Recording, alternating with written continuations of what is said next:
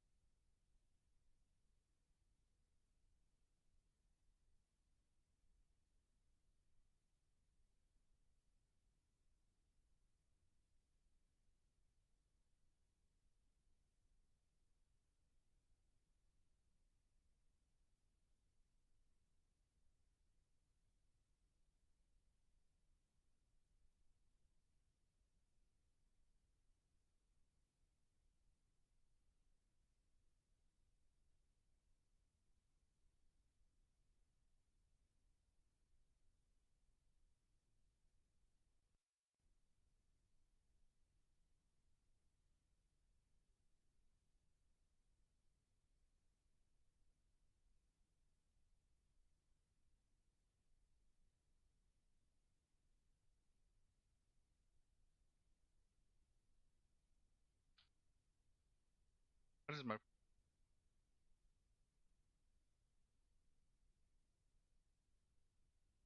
God has forsaken you.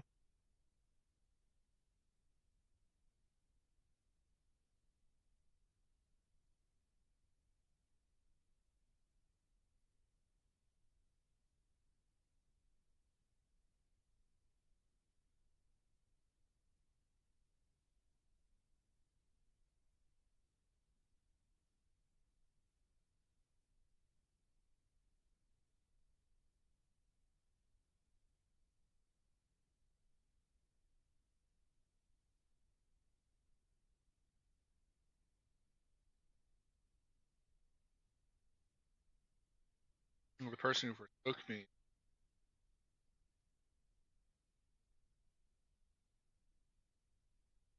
As if...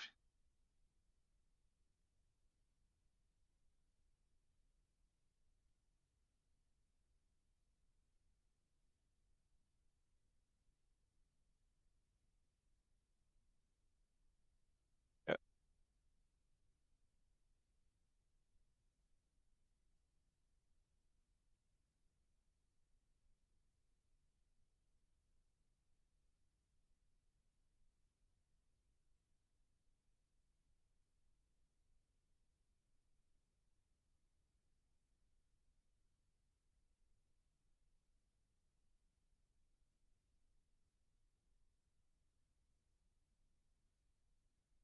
Yeah, with just Billy and 2 Konyas, you can easily hit cap.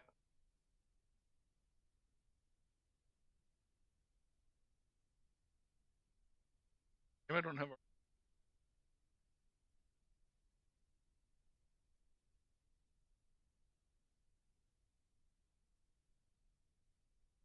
Well, someone should have grinded harder for a certain lotto event. I wasn't playing.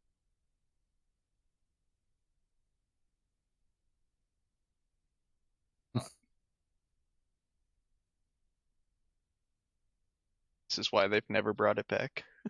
Yep.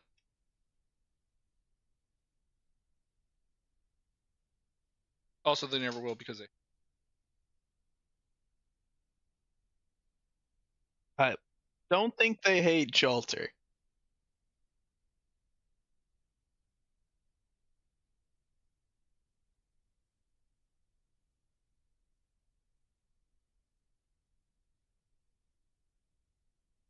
What do the Japanese love? And Andre. Altar cost me over $1,000. I was about to say, you're the for one that MP1. picked... Bob, you're the one that likes Sindir. Like, Rin fans are the biggest. Oh yeah, Sindir. you're right. Which one is Jalter then technically? She's a Sindir, and she is like Rin. Yes. Okay. I wasn't sure. I didn't think she was a Yandere. Ian. I wouldn't No, say about a anyone in Flandre. Stay Night I'm is. sorry, I'm Texan. Okay. Okay. Don't make me shove some Meyer pox up your butt. What the hell's that? Oh, now Bob's over there being tsundere. Oh, you like them dairies over there, bro? Mirepoix is carrots, celery, cooking bacon, French and Cajun. See.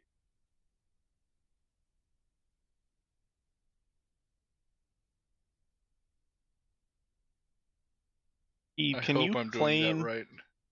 a Fargo accent, by the way?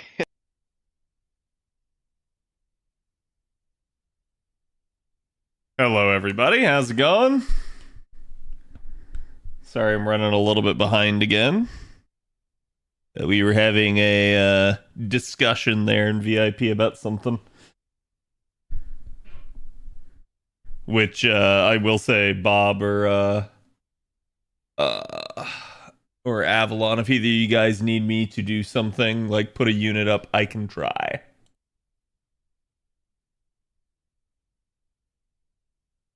However, I don't have Super Riot on JP. Okay.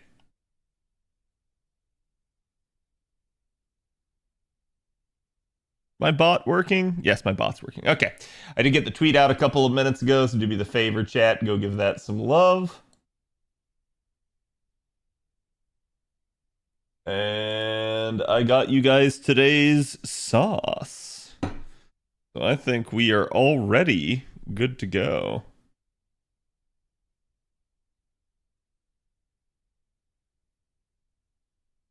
Oh. Well, let me do that real fast. Whoosh. There we go.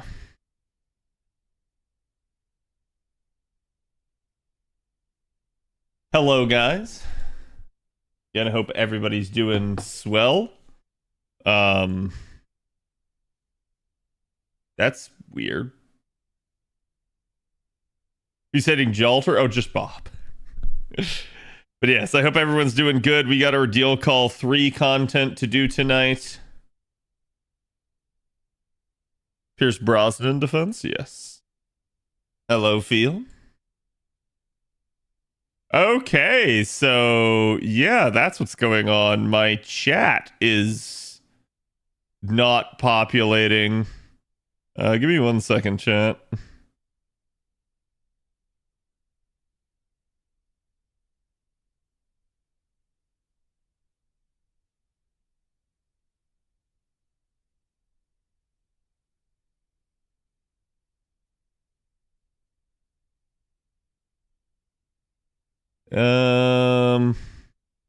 Why is that not working? Hello, Mega. Thank you for the raid. Welcome, everybody. Refresh cache. Is that gonna work?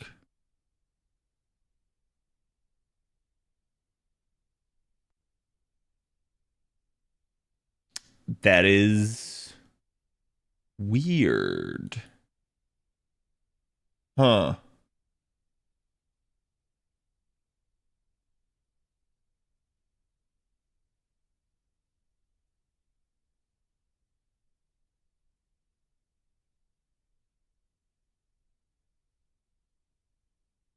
Well, I don't know why, but chat, I guess you're not getting seen on stream today. I'll have to look into that. Thank you for the resub as well, Mega. Thank you for the 63. Hope you guys are doing good today. We were just getting started. Here is today's artwork, chat. Do yourself a favor and do the artist a favor and go give it some love. And again, we're going to be getting started here. I will probably not start with Ordeal Call 3. I just happened to be hovering on that from basically yesterday. We're going to start out by spending AP down here first, kind of talking shop a little bit, since we've obviously got a lot to talk about. John Cena is in the chat? My God, really? It's okay. I'll still be able to see you guys. I'm just going to keep an eye on my bot, even though it can't be seen on stream. So, needless to say, your conversations will still go red. Anti-Purge Pierce doesn't get evade or invuln. It does get invuln. It does not get evade.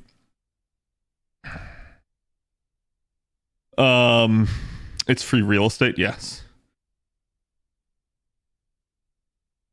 There's no lines they won't cross now. Yeah, so we'll talk about that just to kind of say, you know, my 2 cents on it, but I want to give people a little bit of time to trickle in so that more people can disagree with what I have to say with.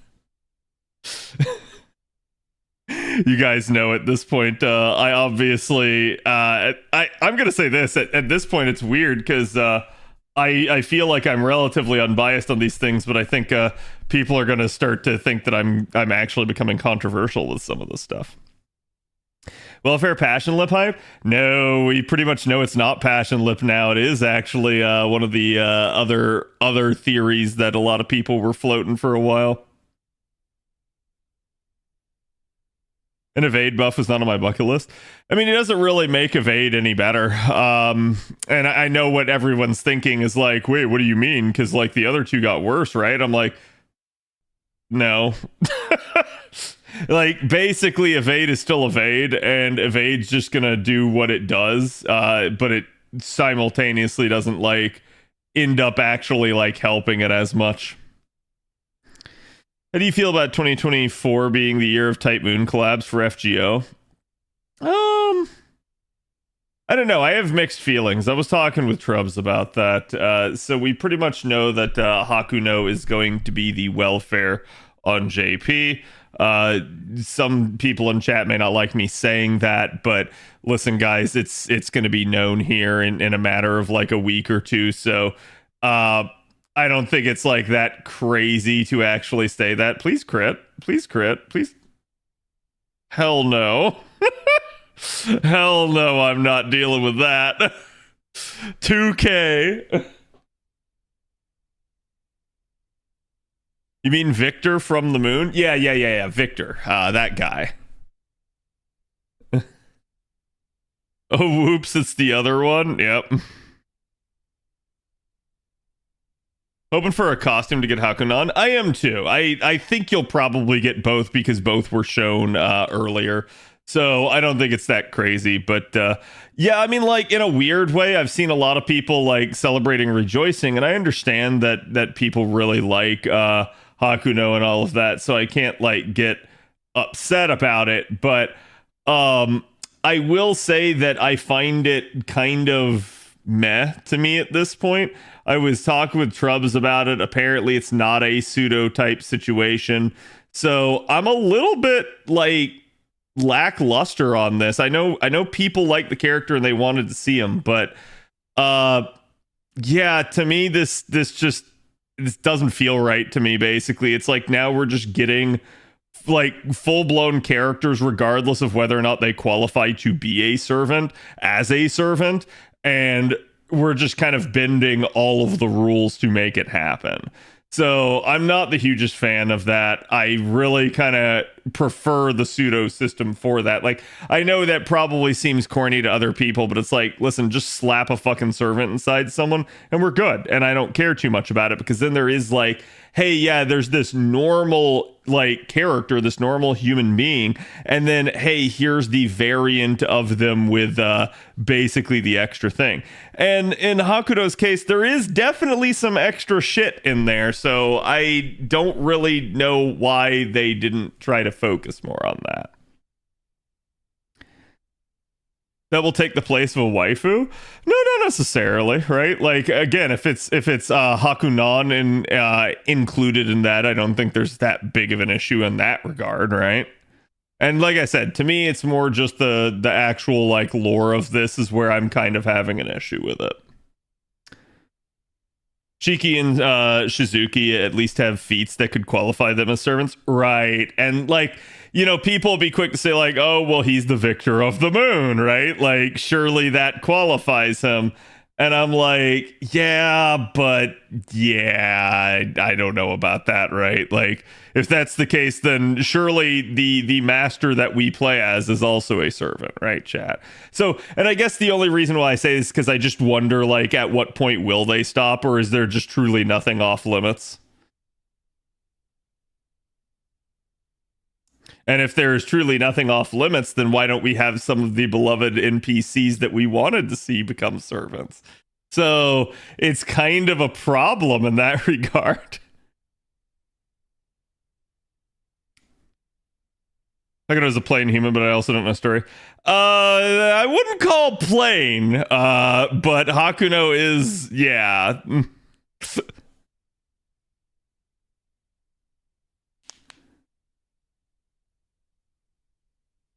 Really hoping it's a selection thing between Hakuno and Aura skin for Hakunon. I'm hoping so too. I feel like that would be the best case scenario at that point. I have seen some people be like, well, what if we just got to choose? I kind of agree. I hope you don't have to choose. I know they like to do that sort of thing, but I don't know. I'd obviously prefer not having to like go back and find another opportunity to get another one.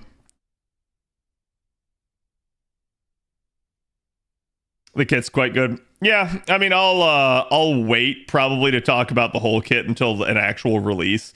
I'm sure everybody and their brother is going to try to talk about it ahead of time, but listen, chat, we've seen it change from story before, so I'm not going to immediately assume that everything is as is, right?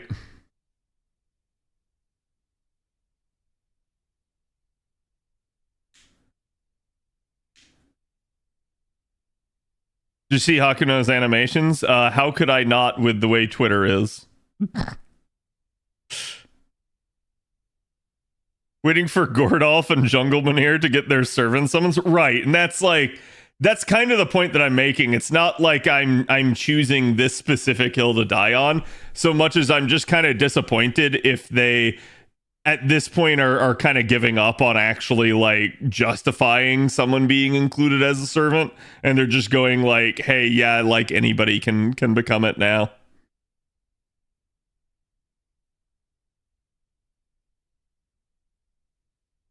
They were Oki to +1, nice. Just play the main interlude to get the other one, right? I wouldn't necessarily assume that either, right? So we'll see. We'll see what they try to do with that sort of thing. Why is there no music? There's music on the Twitch side, but not on the YouTube side. The reason there's no music on the YouTube side is due to copyright. Twitch just has a better system, frankly, that allows them to get away with it. So YouTube, on the other hand, if anything even remotely copyrightable ends up in your VOD, you're just screwed. Go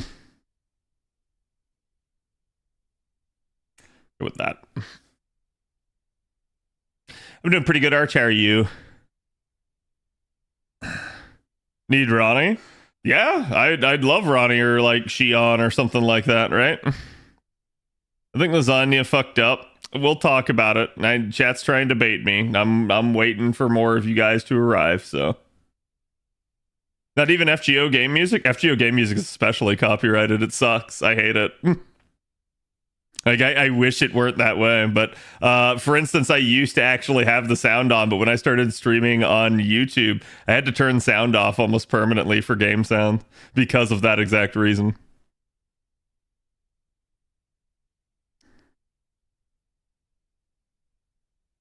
Been up in my workout recently. I've been actually thinking about adopting a workout regimen here again soon because I kind of need to. Like, I feel like cutting my hair and everything finally put me in that mood of, like, self-improvement, right? So I need to start getting active again.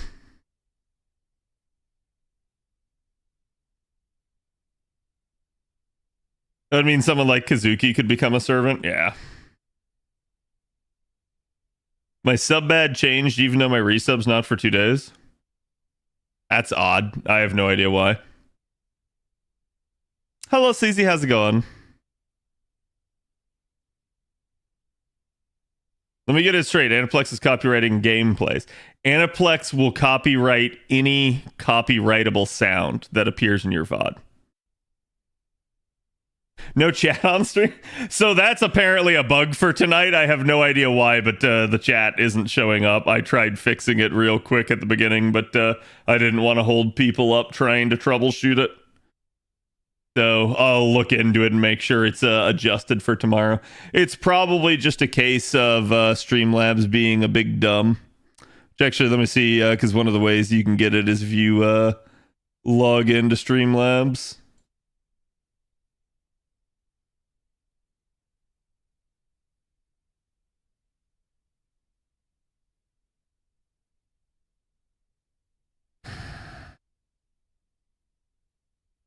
because it knows we have spicy topics. Yeah, trust me. Like, I'm sure people are like gonna conspiracy theory that, but like, no, I didn't. Lemonade, thank you for the 31. I didn't do anything to purposefully like tank this.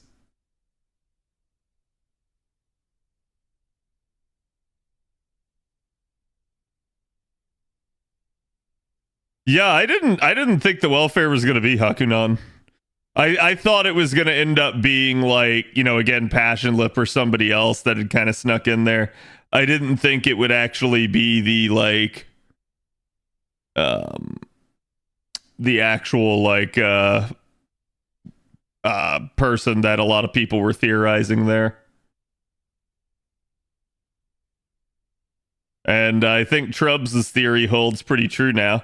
Unfortunately, for better or worse, I'm sure a lot of people will appreciate this, but lore-wise, I'm not sure it's that good. But basically, you're looking at just about every single protagonist becoming playable in FGO at this point. How's my weekend? My weekend was okay.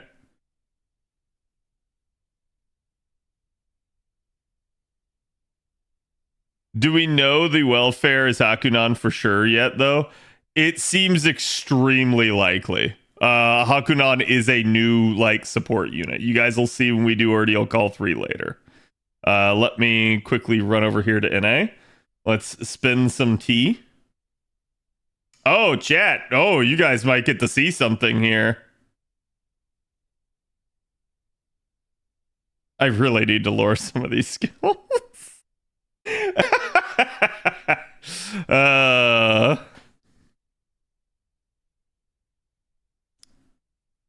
It's quite literally, I think the reason that I'm lowballing is because I'm not sitting here with 10s on everything.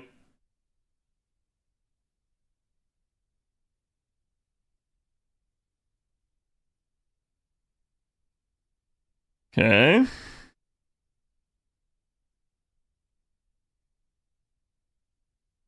That should be fine. I'm surprised that Hakunon was one of the last ones to join FGO. I'm gonna be real with you. I did not expect Hakunon to ever join FGO. Like that's kind of why I'm saying a lot of what I'm saying is I figured the protagonist of another game was probably hands off. And what I mean by that is not like, like obviously if you've got like servants or again someone like Shiki that is quote unquote servant level for their universe, that's one thing. But yeah, I figured the actual like, everyman type of protagonist probably wasn't going to be the one. So I don't have cards to create here, so we're just gonna punt for another NP. And I'm basically just gonna let EO 3-turn this instead. It's safer. Still the possibility of a 5-star somewhere we're talking on. Yeah. I think it's possible that you have other new units. I just think that it's incredibly likely at this point that this is the welfare that's shown their face. We've got part 2 out now. They are centric to it, and all we're missing is part 3. So, like, yeah, I just assume that's kind of going to be the case. Servant Ritzka confirmed. I hope so, honestly. Wow, this game does not like me actually getting nice things. That's not gonna round up. Oh, man.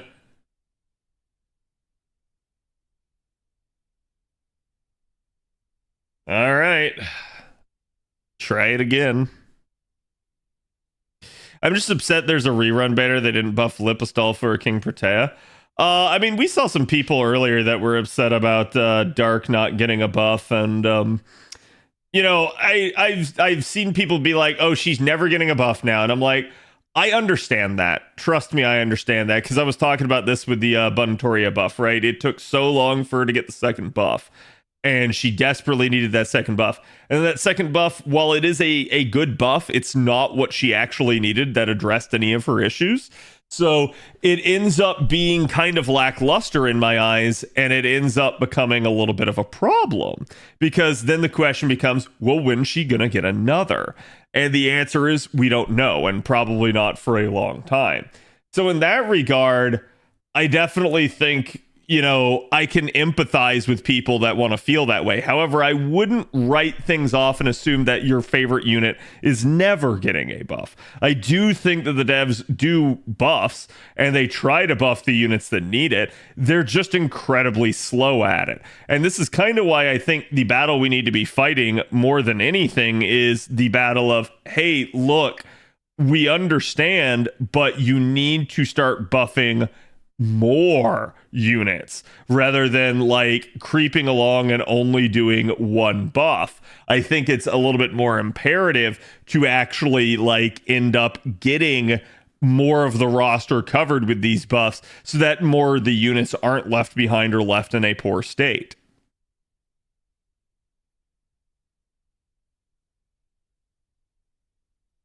Two-turning is so RNG on this node. I'm using double Castoria and Estrella to do it, and I barely managed the 50% rate of two-turning it. I just don't care about two-turning. It's not like a huge deal to me. Really?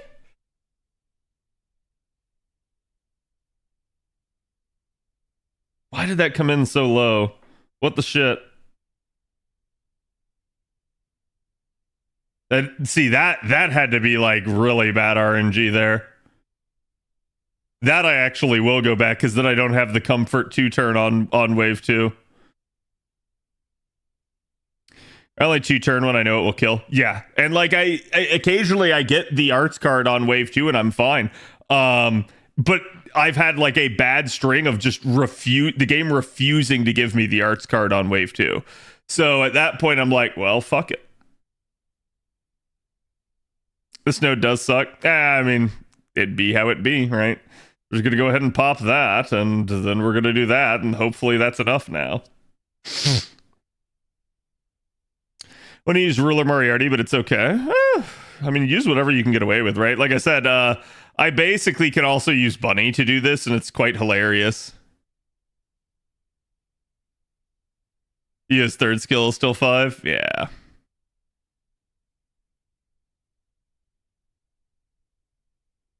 You were saying, yeah. I've been using Cream while I can't 3-turn. I've been consistently getting 4 at least. Listen, if you don't have an account that can't 3-turn this, it's still perfectly fine to take your time and take however many turns that you want, right? Like, I think a lot of people like desperately want that 3-turn, but at the end of the day, it's like not the end of the world if you can't get it. All right, we got the arts card, baby. Let's go. And Oberon there still got his MP if we need to. Can you show what a bunny run would look like? No. I can, but let me see if this does what I need it to do. So you can see, look how spicy that gets. And then, wow, it's still lowballed. Holy crap, dude. This run was just garbage. I got like the lowest possible roll on the NP and then got like basically the only thing that could have saved that was if I also got the Buster crit, which I didn't.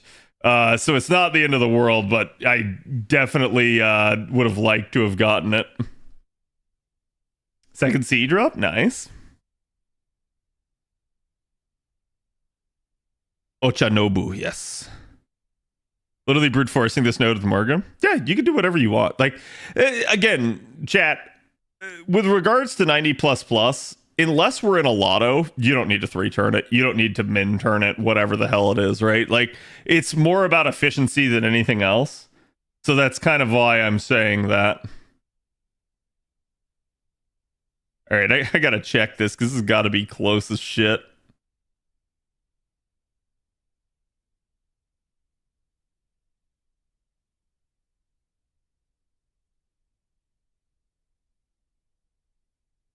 Woman! Ah! Ah! All right, chat, I'm sorry you don't get to see a bunny clear tonight. I'll show it to you tomorrow. The node was being weird. Yeah, I expected to hit it before the last run.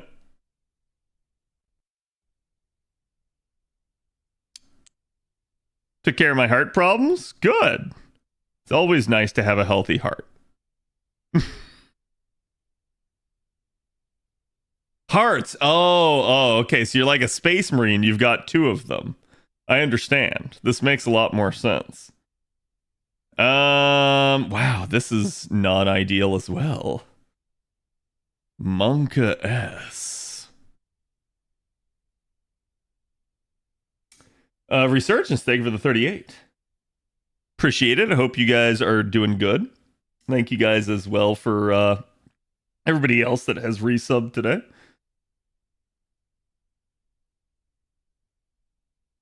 Don't forget about time efficiency, Cat. If you spend 2, you can't farm as much. I don't care. Time efficiency doesn't mean shit for me if I'm not treating it like it's a lotto. Like, it's one thing if you are grinding it to the max. It's another thing when you're not. And that's what I'm gonna say is, unless you're in one of those scenarios, time efficiency doesn't mean dick. It's purely a preference at that point.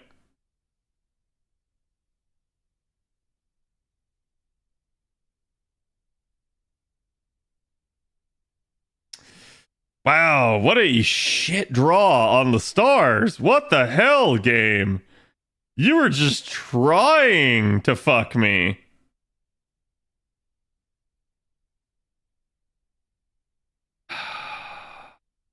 Yeah, screw it. Let's send it. This is against my better judgment, but...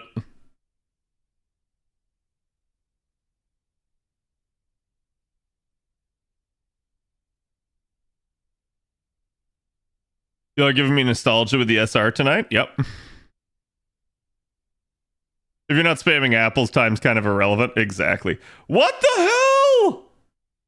What are these fucking NP numbers? The damage variance. God damn, woman. Oh, EO. Come on. Is it because I didn't lower your 1st and 3rd skill? Is that the reason? Can we just not have nice things?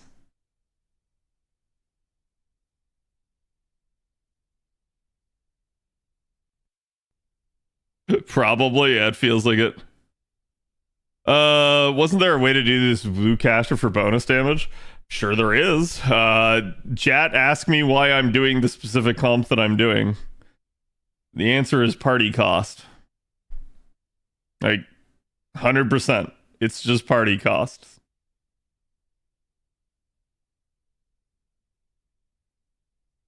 Who do I think deals more here? I think we do it like that.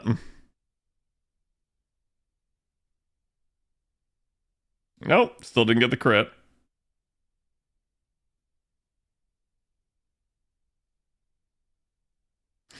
And now we get all EO cards. We didn't get all EO cards, but somebody probably dies here. Unless we get a lucky crit, and we don't. God damn, this... They're just making me work for the last bit of bond here. It's just quite literally. You spoke ill of Hakuno? I quite literally didn't speak ill of Hakuno. What was the worst thing I said about Hakuno? Tell me. Literally tell me, chat. You didn't head pat her enough? I guess. I don't know. She definitely messed up by bringing in Da Vinci, though.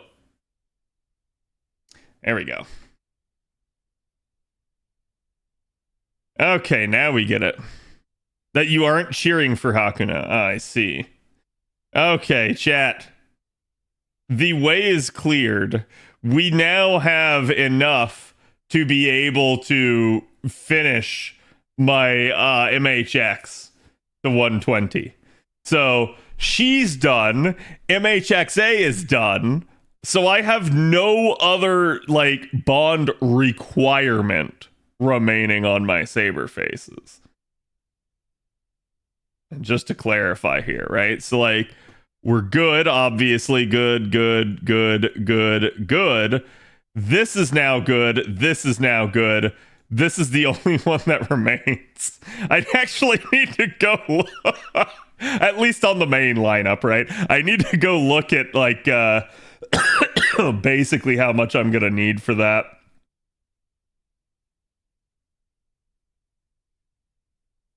Easiest way to check is with the append skills.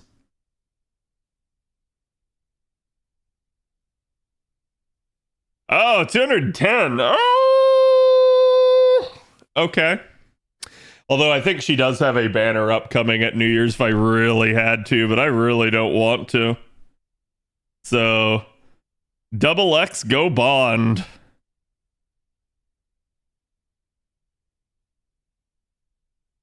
Yeah, she's 20%.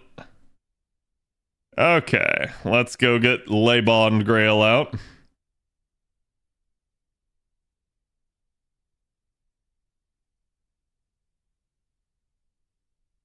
Yeah, it's with Gil, which I think my Gilgamesh is only like NP2 on NA. The Gilgamesh is so strong that I've never really had to upgrade him.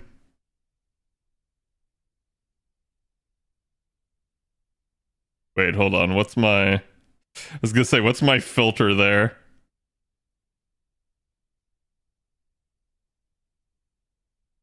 Yep. Yeah, he's only bottom 2, or NP2, so I could definitely roll that banner more with the justification being, hey, why not more Gil? Why not more Gil, chat?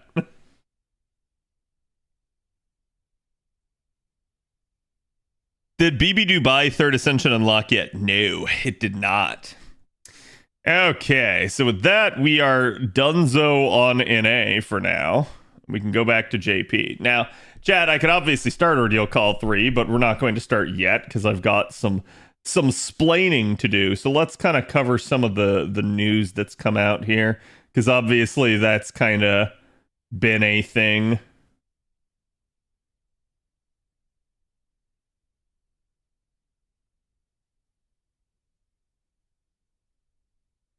Okay, so we had a lot of news, both like in FGO and outside of FGO. So today, you know, obviously we had like the PlayStation stuff that happened yesterday, and we talked about that. Basically, today we ended up finding out that Radon got nerfed, and that was like a huge deal in the Elden Ring DLC here. So they ended up actually like hitting him with the nerf bat again. I found this kind of interesting because you guys know, like I've said for a while, I felt like the DLC was a little bit too hard in certain areas. I did say that I felt like there were probably going to be multiple boss nerfs, and people kept telling me I was wrong on that. I'm clearly not, right? Now, everyone's going to sit there and say like, oh, well, I cleared it pre-nerf. I myself did as well. But I still stand by that assessment, and it kind of appears like the devs did as well. That regardless of what the community said or how it felt about certain things, basically at the end of the day, the kind of numbers showed that they needed to make these adjustments. Why people were beating them? Were people beating him? No, I mean, they nerfed him. So if anything, the result is probably that people were not beating him. And I kind of can understand why. If you fought him, you can kind of tell he has a moveset like any other boss does to a degree, but he also has some stuff in there that's just kind of bullshit. Particularly some of these like AoE like moves that he does that can kind of just randomly chunk you, and if they chunk you, you get staggered, and then you can get wombo comboed by the boss. Also, you can't see shit. Yeah, so like you can kind of see this is exactly what they started to do here. Is they basically changed the attack pattern when the battle starts. So I don't know if that means like now he doesn't immediately crash on you, but it is an interesting thing if that is the case, because one of the issues a lot of people had is that like you couldn't summon in the boss fight even if you wanted to. And especially when the devs, I'm going to say the devs, I'm going to take the devs out of this. When Miyazaki himself said that the entire point to the summoning system is for players to use it, I think like when you have a boss that's designed to punish that, you naturally have a boss that goes against what the dev's own balance was. So I think they looked at that and they saw what that was kind of causing, and they kind of just said, yeah, you know what, this is probably not a good deal. They adjusted some attack moves. I did hear the hitboxes kind of got changed a little bit. They decreased the damage of some attacks, decreased the stamina damage of some attacks. This is actually really funny to me because out of all of these, the one that I can certainly attest to the fact that didn't need to get nerfed, it's this one. And the reason why is because like one of the most popular builds, and it's one of the builds that I used, was to go in there with a fingerprint shield and just absolutely shield his ass. And he does not deal a lot of stamina damage. It's actually one of his true weaknesses. Basically, a shield is a very effective counter to him. And then they decreased the attack range of some non-weapon based attacks. I completely agree with this one because that is the annoying AoEs that I was talking about and stuff. So yeah, I hope that this kind of makes them a little bit tighter and none of these like bullshit catch moves that they were kind of doing. And then they improved the visibility of some of the attack effects as well because, well, it looked cool, definitely kind of over the top. So yeah, I'm going to say I think a lot of people that beat him pre-nerf are going to wear it as a badge of honor. They're going to hold it against people. But I did see a crap ton of people today celebrating this on Twitter. So regardless of the overall zeitgeist and people saying like, oh, get good, the game's not that hard, yada, yada, yada, it seems to me that the overall community underneath people shouting them down and telling them that they couldn't complain about the game did feel like this boss was too hard. Because I saw a lot of people being like, I'm free now, I can finally do this, yada, yada, yada. So I kind of get it. And I'm going to say I don't feel bad for them. The people that beat him pre-nerf are always going to have that feather in their cap. So to me, this is A-okay. And it probably, I think, diversifies the amount of like builds that you'll see across the DLC. So I think this is a good thing. And it felt like I didn't want to fight him again afterwards. Yeah, I can agree with that. I was so angry when I beat him. I wasn't even happy. I felt a wave of relief at being done with him. And I didn't want to play the DLC again. And it's really funny because if you guys remember, the next day I did play the DLC with you guys again. But in that 24-hour period, I basically like shut it all down and was like, no, I'm not doing this again. This DLC's bullshit. And it just kind of was the way it was, right? So we had that. We obviously had the news about FGO as well. And I'm trying to remember. I feel like there was some other news that I forgot to mention outside of FGO, but it'd be what it'd be. Excuse me. So I did post this tweet. Avalon tipped me off to this. So again, thank you, Avalon. We knew that there was a Solemn defense pierce effect coming. We knew it from data mines. I've talked about this sort of thing before on the channel, and I want to give you guys how do I put this? Like as clear a take as I can on this. I know not everyone's going to agree with me on this, so I can apologize in advance for that, but it's not going to change my opinion on it. The reason this has been brought up numerous times over the years is because a lot of people have felt like basically that Castoria is out there kind of trivializing a lot of challenge content. Now, I understand that. I understand that thought process. However, I feel like a lot of the people that have that thought process are misguided. That is to say, they are only thinking of what they want in the game, and usually never anybody else. The reason I bring this up is because it's almost always coming from the challenge community side of things. And I've said it before, I'll say it again. I like a good challenge as much as the next guy, especially as long as I feel like it's fair and not something that's kind of bullshit. You guys know, like, for instance, I'm not a huge fan of, like, the sudden break bar charge, right? Because to me, a lot of the times there's no way you can know that's coming without straight up just, like, reading a guide or guessing. Because a lot of the times they don't warn you about that sort of thing, and it just kind of ends up being a gotcha moment where you end up having to go back, rewind, and deal with it. Or preempt it and pop your shit assuming it's going to be there, and then inevitably that's the time that it's not. So I don't mind challenge in FGO, but I definitely feel like somebody has to speak for the other group of people that's out there. The group of people that don't care for the challenge of FGO. The group of people that are just playing this as a visual novel and a waifu collector. They're not playing it for the challenge aspect. And the reason I have to bring this up is because everybody and their brother will sit here and say, this is a good change. Now, the interesting thing about this is, and the devil's advocate that I'm going to play here, is that if you're somebody that doesn't like challenge, something like the Invincible comp was a godsend to you. I know that a lot of people are like, oh, well, the Invincible comp takes longer. You're right.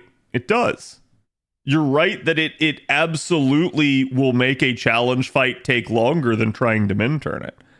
Some people don't necessarily have the account to sit there and min turn it. Other people don't necessarily have the wherewithal to sit there and try to think about it. Just being able to kind of turn brain off and keep doing the same actions over and over again is easy on them. Other people don't have the mentality to try and strategize a party comp. They don't want to play a strategy game, and they don't want to sit there and deal with all of that, right? So I kind of get it. And that's kind of why for a long time I have felt like basically it's a bad thing to try and attack specifically Solemn defense. Now, I've had a long day. I've had a lot of time to think about this. I've had many discussions with people on this already. I have seen a lot of people that feel similarly to me. I have also seen a lot of people that disagree with me. I'm going to say the majority of people disagree with me based off my perception. That may or may not be true. The thing that I'm going to talk about here, though, is that with regards to Solemn defense, you have to think back to when it first came into the game. What was Solemn defense? So Solemn defense comes into the game as a variant of quite literally Avalon. It is a divine construct. It is not meant to be pierced, and it is an issue. Now, we have obviously the data mine here, and I'm not doing this to show you guys the kit, because like I said, the kit is certainly subject to change, but we have Solemn defense come into the game as quite literally, and the first translations of what Solemn defense weren't Solemn defense. They were true invincibility. That's what we started to see the first translations as. Later over time, it got adjusted to Solemn defense. That's okay. I'm not going to dispute the context of the naming there. However, I am going to point out that what Solemn defense was always purported to be was invincibility, but on steroids. Invincibility always had the problem of it could be pierced. Solemn defense never had that. It was basically the upgraded version of invincibility. What was the upgrade? It was unpierceable. And this is why I have to point this out. I know how people feel on this subject matter, but then we were fed a lie for the past 4 years. People can call it like they want. People can try to phrase it and recontextualize it as much as they wish. It's not going to change the fact that it came into the game as an unpierceable invincibility. Similarly, Solemn Defense Pierce is coming into the game as this. And chat, you can see what this line says. Ignore special invincible. What makes it special if it's pierceable? What the fuck is the point of it? There's no goddamn point to it. It may as well just be invincibility at that point. So this is my issue with this. I know people feel strongly one way or the other on this, but I have something controversial to say.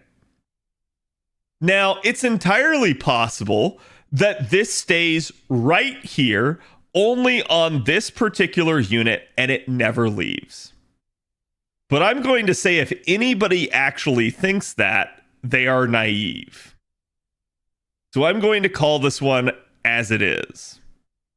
What this represents is this.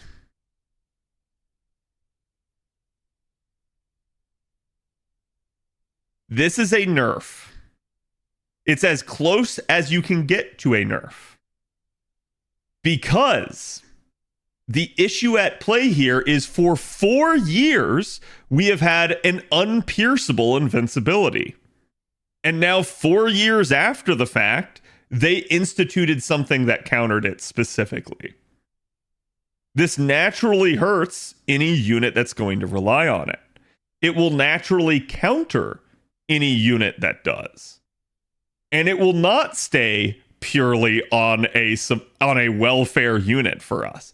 I guarantee you this is coming in not only for the purposes of allowing you to use it in the story, but also for the purposes of it eventually being used against you, the player. Okay? I think that is a logical conclusion. So, when we exist in an environment that nerfs are not supposed to happen in, and this is the closest thing that we get to a nerf, I have to call it like I see it. This is bad. This is not a good thing. And here's the reason why I'm going to say it. It could be perfectly fine. It could be inconsequential. It could basically just be, oh, now the devs have some way to specifically deal with Solemn Defense. That's fine. But do you trust the devs? Do you believe that they will only ever use this extremely sparingly? Or do you believe that they will begin to use it quite literally in any sort of annoying fight? Or, put another way, that every fight that has it will suddenly become quite a bit more annoying by default? That's the reason that I'm saying this, chat.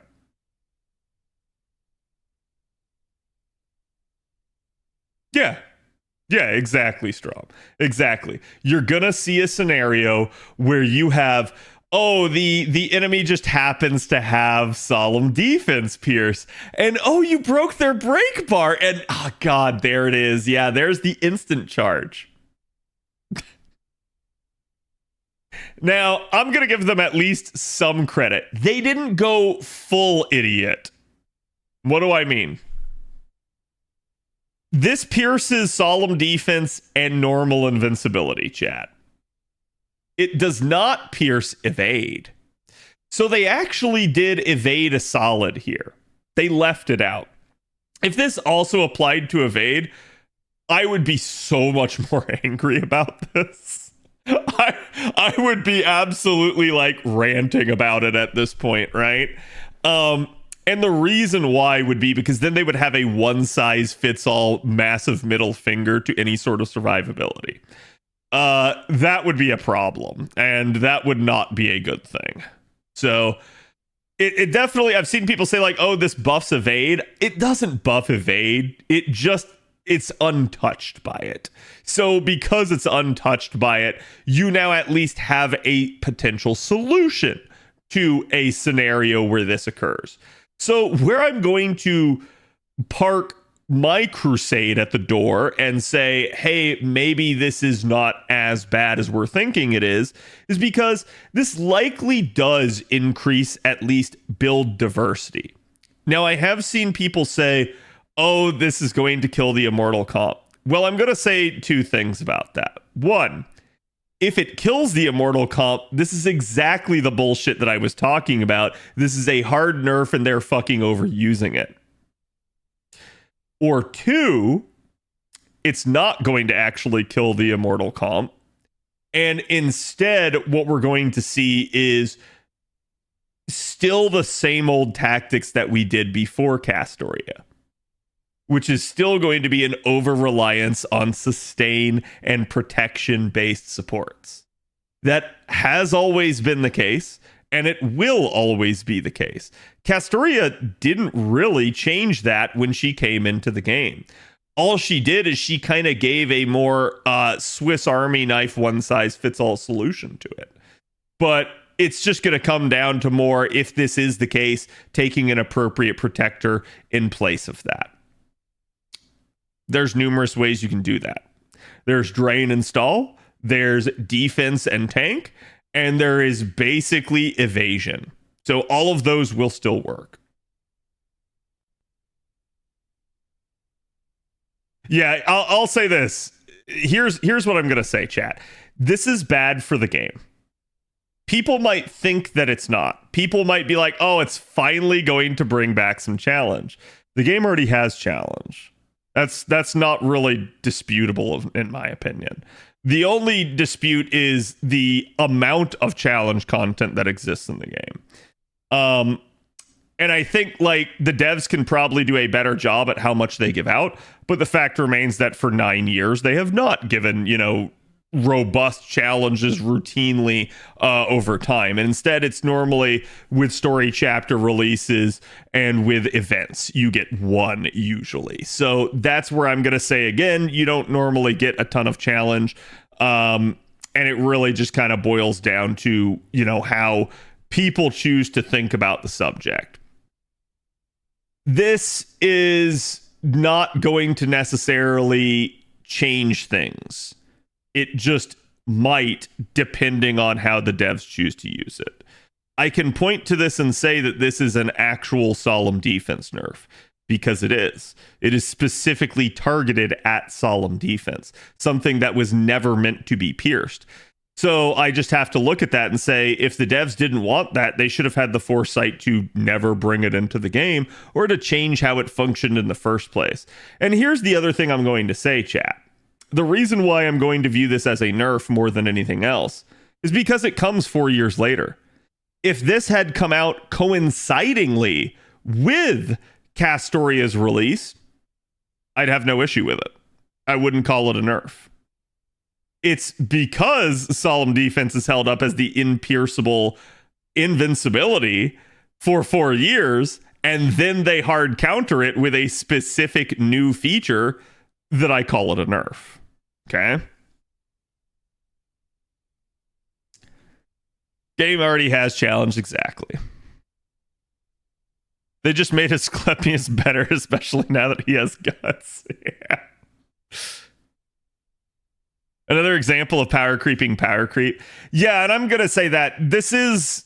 I'm not liking the way this is going, chat. Like, just in general. It definitely feels like we can make fun of Fire Emblem Heroes all we want. We are Fire Emblem Heroes now. Everything that the devs keep propping up, a couple years later, they tear it back down. That is what we're beginning to see over time here. They just keep shifting the meta. They just keep changing the way things work slowly over time. We are now Fire Emblem Heroes. We're not as fast as Fire Emblem Heroes is. Not every single patch is this like meta destroying thing where you have to roll the new unit. But we are getting to a point where you really begin to wonder why devs make certain decisions, particularly on the strengths of certain units. The game's got to move on, especially when a single girl single-handedly controls that one defensive buff. She doesn't single-handedly control that one defensive buff. There are now 3 extra units besides Castoria. Now, one of them is also Castoria, because it's Castoria Berserker. Okay? Then you've also got Kukulkan, who has it on a passive where any invuln she receives is solemn defense now, which that's now a lot less useful for her in the sense that that can certainly become an issue if you're trying to take her into one of those fights. And then simultaneously, you also have Alice out there now, who also has her own unique variant of solemn defense. She is the only one really that will confer it regularly to other people. Castoria Berserker certainly can when she's looping, but yeah, it is what it is. Now, here's the thing I'm going to say, and I'm going to be frank with this because I've been making this point for like 3 years now, Chad. Do you want to know where they fucked up? Like, it's okay to give solemn defense to Castoria.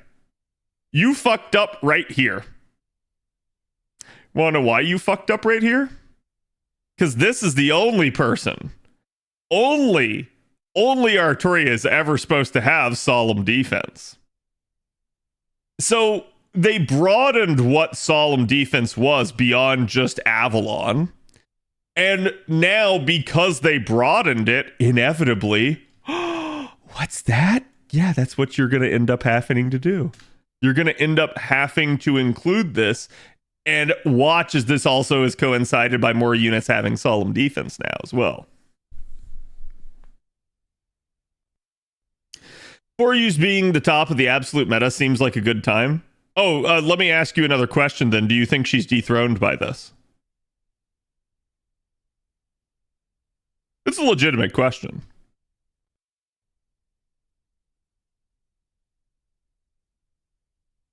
Cuckoo has both evade and solemn defense. Yeah, that is funny. No, not in the slightest. I wouldn't say not in the slightest, but I will say no, I don't really think she's dethroned, right? Like, it's just going to make scenarios where Castoria is not the end-all be-all solution, right? Buff removal is still a thing. Yep. And that goes both ways. Buff removal is still a thing, and you dare try to have solemn defense pierce? Not when I remove your buffs, or I remove your offensive buffs, or when I buff block you. Those are all your solutions to this problem, chat. So there's still going to be things that you can do to try and counter the counter. Counterpoint is unremovable in a CQ easy. Yep. And that's exactly why I'm going to tell you you're going to see it. Now, here's the thing, right? A lot of people are going to say, oh, this isn't going to be a big deal. CAD, you're making too big of a deal out of it. It's not going to be a thing. Mark my words, chat. We'll revisit the subject in 2 years when it comes out on an A. We'll see who is right. I guarantee you, sometime over the next 2 years on JP, we're going to be fucking tearing our hair out and complaining about the bullshit that they pulled in a couple of the fights. I don't think it'll get abused. So I think this is a... When we use this term, okay? I'm sorry, I don't mean to call you out like this, Avalon, but like, when we use this term, you're going to see this floated. What does this mean? Because this is a different definition to every single one of you in the audience. This is a pain tolerance threshold. Yeah, to some people, the only way that they'll consider this abused is if it is used in every single CQ from here on out. To other people, if this is used even once, this will be considered to be abused, right? So this is one, and this is every, and anywhere in between, okay? I don't have an answer for you on this, because like I said, this is a pain tolerance thing. You guys are going to find whether or not it's abused at different levels. Some people will insist that it is abused, other people will insist that it's not.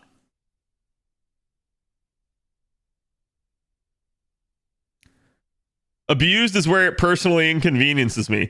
It's probably the truth. Like, memes aside, I know you put Kappa there, but that's probably the truth. The majority of people will begin to complain about this new feature the second it begins to inconvenience them.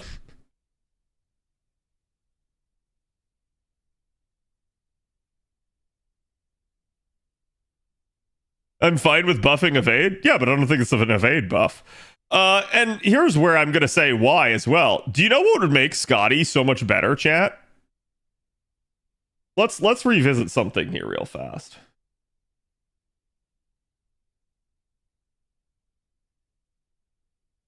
Okay.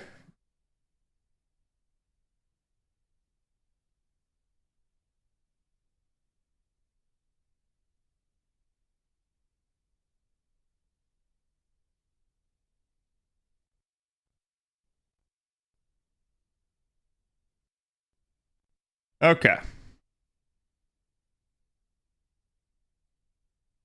Let's compare the two NPs. What do we have here? Grants the party anti-purge defense for in attacks 3 turns. Grants the party evasion for 1 attack 3 turns. Right there, you fucked up, devs. Right there. And I called this out when Scotty came out. I didn't even need to wait till Castoria was a thing to point this out. How bad this kind of was. This is where a lot of the memes from Scotty has an NP comes from. If this was in attacks 3 turns, you'd be fine. What does that mean? It means if it was based off of a number of some sort that could fluctuate. That is, if it were on the overcharge instead, and this was instead up here as part of the normal NP, Scotty would be considered to be a whole lot better. Doubly so if this actually stacked with other sources of evasion.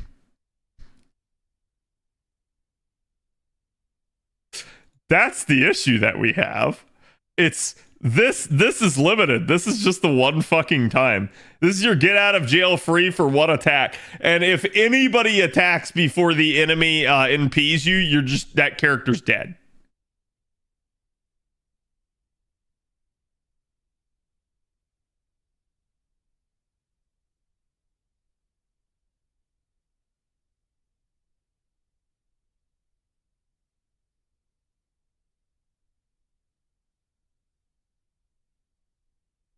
I don't think he needs a source to back up that claim. I don't think that's a crazy claim. He's not wrong. A lot of free-to-plays got stuck on Arjuna. I know that for a fact. What is the point of anti-purge defense if it can be pierced? Yep. And that's kind of what just circles me back all the way to the beginning. Like, chat, you're piercing the unpierceable.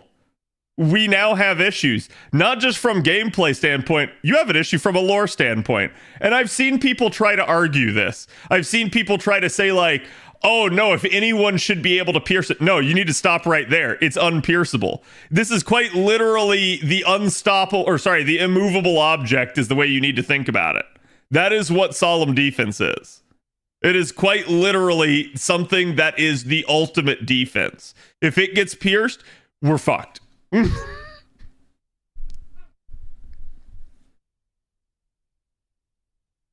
The issue with the claim is that they said Castoria NP was needed to beat him. Okay, fair. Yeah, I mean, obviously Castoria NP wasn't needed to beat him.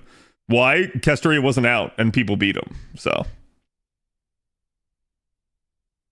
but I do think Castoria, at least to lend some credence to that thought process, Castoria is the effective counter to the oops, tee-hee, I have invuln, pierce, and instant charge. And then the devs didn't perceive how adding in a unit like Castoria was going to play, right? Like, I can only fault the devs for not having the foresight to predict this. They make a unit, okay? And, like, let's be honest, like someone in chat said earlier, the game needs to move on. You're right. The game does. The game needs to have some level of power creep, okay? Think of power creep like inflation. It is always present. It must always be present, okay? So, not to get too real with you guys for a second, but to draw a nice analogy here, normally, in the past, when the economy was healthy, inflation was at about 3%. Then we had like crazy numbers of inflation for several years. In some cases, instances going up to 20%. Okay. You're always going to have some of it. Having that amount of it is bad. So it's the same thing here that we kind of see in comparison, right? Like having a unit that is 3% stronger than their nearest counterparts, not a bad thing. Having a unit that is 20% stronger, they are now so strong that they begin to creep outside the boundaries of their class. They begin to leave everybody else in their class in the dust, and they begin to just absolutely be the go-to solution for that class. And then the devs go, what?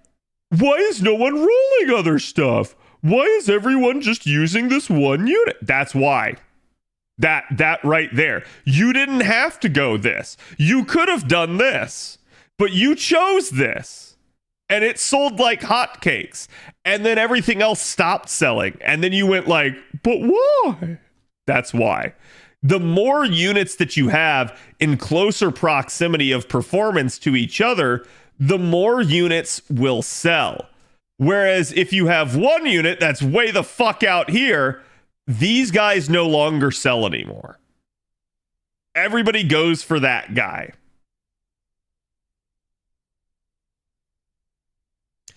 And therein lies your issue.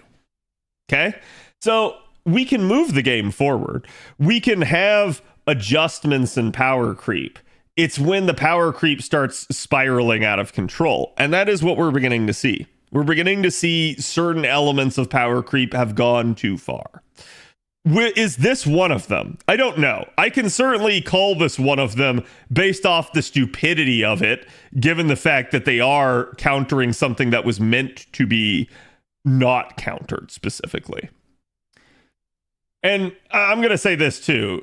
Anti-purge defense chat, it already had effective counters. The issue that a lot of people drew to it is most of the counters to Solemn defense were counters to everything else. So if you tried to counter Solemn defense, it also ended up countering the other things. Here's the thing I'm going to point out, though. There is one very, very good solution to this. There's actually two very good solutions. And this is really funny. I've seen a lot of people say, like, oh, it's the invincible comp and they're trying to get rid of it. Chad, I'm going to be real with you. I don't think they care. I don't think the devs care about the invincible comp. Yeah, I said it. I don't think the devs care. You want to know why? They haven't been using their counters to it.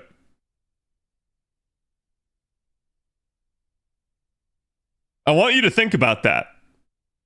What are the two hard counters to Solemn defense?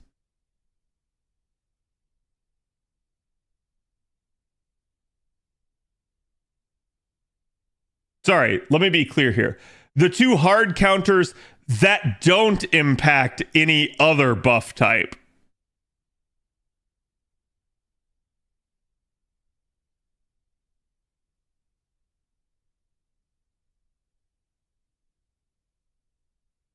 Okay, chat's got one of them.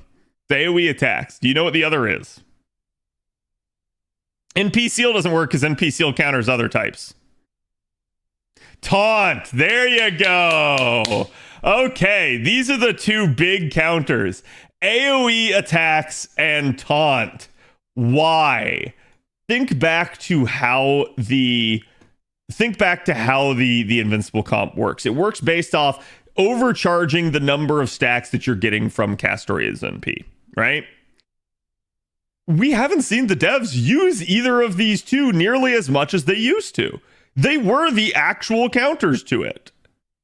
And the more you have these things in play, the harder it is to run the invincible comp against it.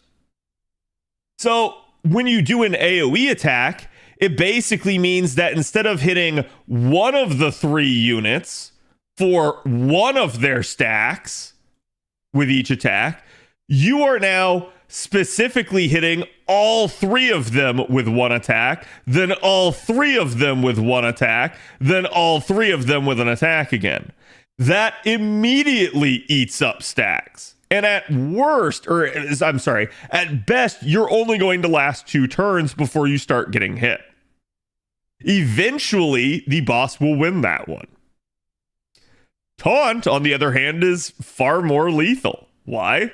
Because if it's a targeted taunt for multiple turns, you go right through one of the 3 unit stacks. You just keep hitting and hitting and hitting and hitting and hitting and hitting and hitting and hitting and hitting and hitting. That unit's dead. So that's what I'm trying to say here. You're going to see a lot of people talk about this and be like, aha, the invincible comp. This isn't targeted at the invincible comp, chat. And we know this because they stopped doing other effective counters to the invincible comp. Which tells me that not that they've like given up and that they were waiting on Solemn defense Pierce. No, it just tells me it's not their priority. They didn't care. The only reason that they're doing this is purely to move the bar again. It purely is to move forward. It's just another power creep scenario. That's really the only true reason for it.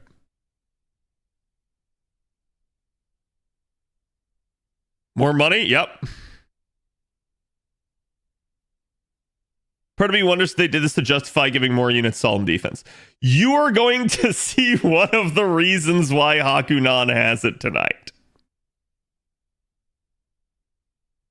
No, I haven't touched it yet, Aetherius. We're about to, though. But yeah, I don't think it's crazy to see that like you might start to see more units with Solemn defense. And I'm going to say this, chat. You know what's wild? There's one unit that still doesn't have it that absolutely should have it.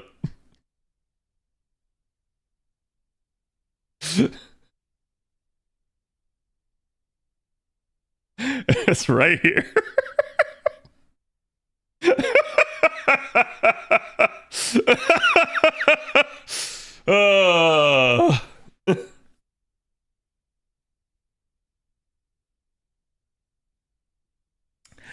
Sick part is they could have moved the bar another way, but we know the meme by now. Yeah, that's what I'm going to try to say. So it's like, again, this isn't like the end of the world that it's here. It is a nerf. I wish they didn't do it. But yeah, I think it's like you're going to see a lot of people have hot takes on this, and it's really just like, it's just them power creeping. That's really all it is. She gets a charisma buff to give Solemn defense. Well, depending on the test server, if it's to be believed, the charisma buff changes to another mana burst symbol.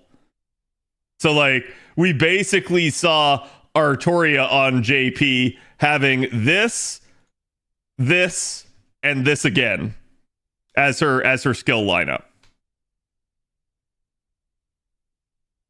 Now, whether or not they end up doing something like that, I don't know. What I suspect this probably is this is probably not a one-turn duration buster buff. They're probably going to give her, like, here's, I don't know, like 10 to 20% buster, and it's 3-turn duration. And then it's stackable. It is interesting, though, that slipped out. So.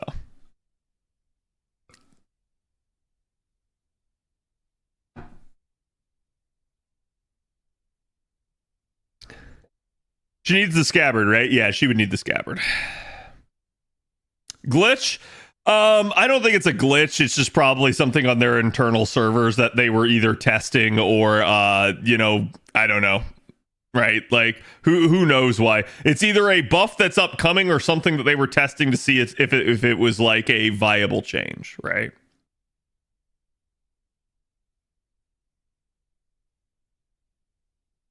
Saber with Scabbard Shielder. Yeah, I mean, and like I said, that's where the entire concept of Solemn Defense is supposed to come from. It is quite literally Avalon. So it is odd that they've pierced the impierceable, but it is what it is. So like I said, that was definitely a big thing. We had talked about it for years. I've had many people ask me, should Solemn Defense be pierceable? I've said no. But I also understand why people feel the way they do and why people think that, like, it needs to go. I can at least empathize with people saying that, like, we shouldn't just sit there and immortal comp everything, right? Like, I understand that and I kind of agree with it. I think there at least should be build diversity, but it's not going to stop people from cheesing challenge fights. It's not going to stop people from just sitting there and, like, tanking it to all hell and slowly wearing it down. That has always been the case. And chat, if you want to know where that original one came from, let me propose to you this. Would you like to know how I killed Solomon on my NA account? I used this. I used this.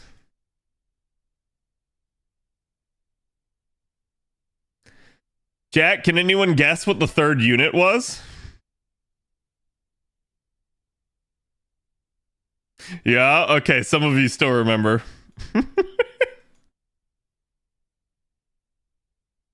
And you know what? Solomon never did shit to me with this comp. Solomon never did shit to me. And he died on his own. He died on his own from curse damage. It was great. That's the slowest comp ever. You know, the hilarious part is it only took about 20 turns.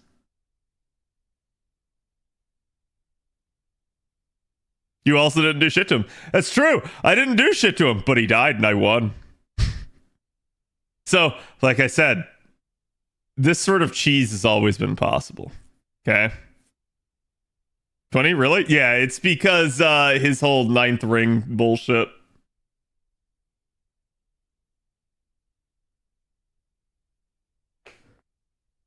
Support mash also makes the fight very easy. Yeah. So like I said, you're going to see a lot of people that are going to be like, oh, thank God. I'm not doing the immortal comp. Oh, I'm so glad that it's gone. Like, and instead of doing the immortal comp, they're sitting there like turtling with some other bullshit. It's going to be the same thing. Who thinks Solemn Defense needs to go? Oh, there's quite a few people. And I'm going to be real with y'all, chat. I don't like those people. I don't like those people. And the reason I don't like those people is because the people that think that Solemn Defense needs to go are people that only care about the hardcore challenge usually, and they just want to watch other people suffer. And that's why I don't like them. Because they don't care at all about their fellow man. I did something similar with Tiamat, yeah. Dubai has also 100% attack down. Yeah, and we talked about that, like, well, sorry. I talked about that during the review. Have you guys watched my BB Dubai review yet? But yeah, like 100% attack downs, obviously. If the unit has no steroids of their own, they're going to do nothing to you. If the unit has steroids, though, they'll still deal damage to you.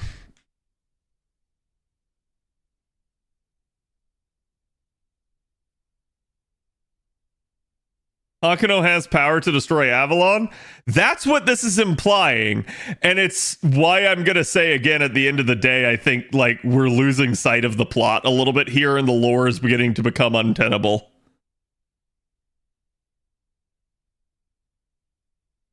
Do you think Himimo, you mean Himiko? Himiko's skills should be more party oriented? They kind of are. I did, but I don't remember Dubai's kit anymore. I unfortunately do.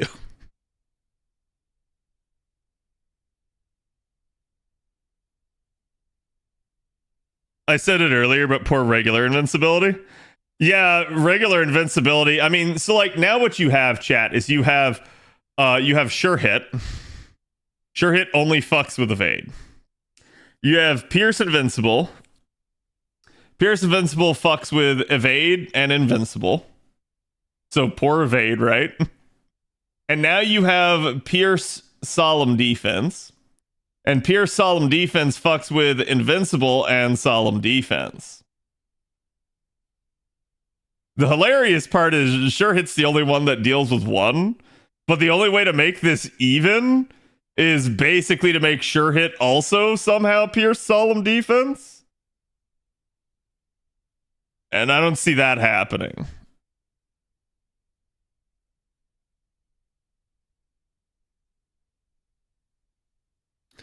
Evade didn't deserve Pierce Invul.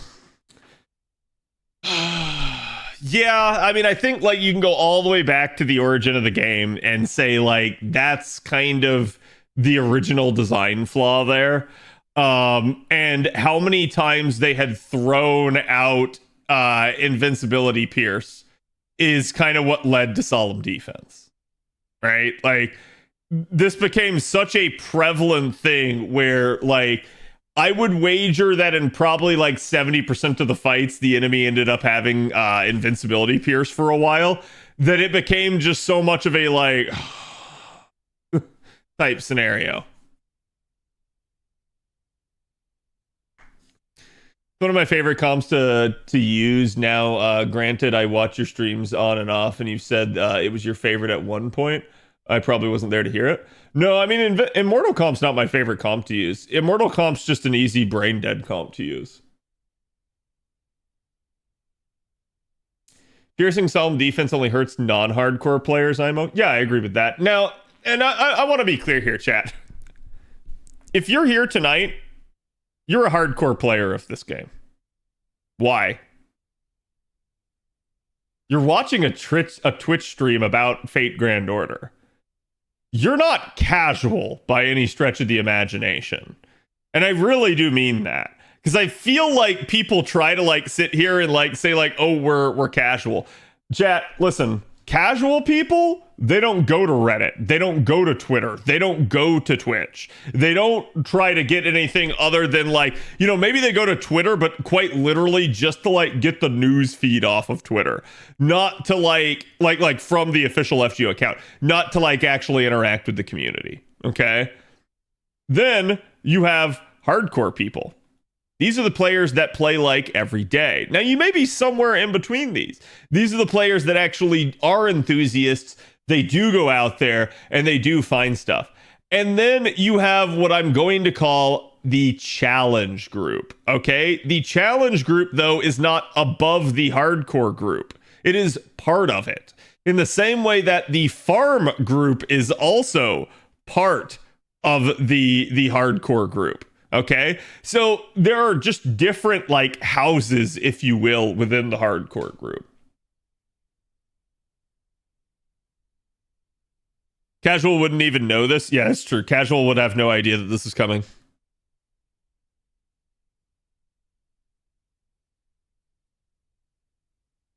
They don't hit the wiki? They might hit the wiki, but only when they're like, oh man, I can't fucking remember what this does, right?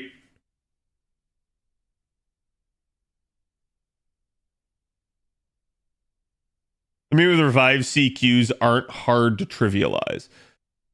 Ooh, with Revive, CQs aren't hard to trivialize.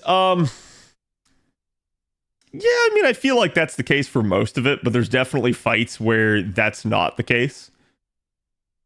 Either because it's not allowed or because basically the fight is high stakes enough that it's entirely possible that you fail the fight, revive, and still fail.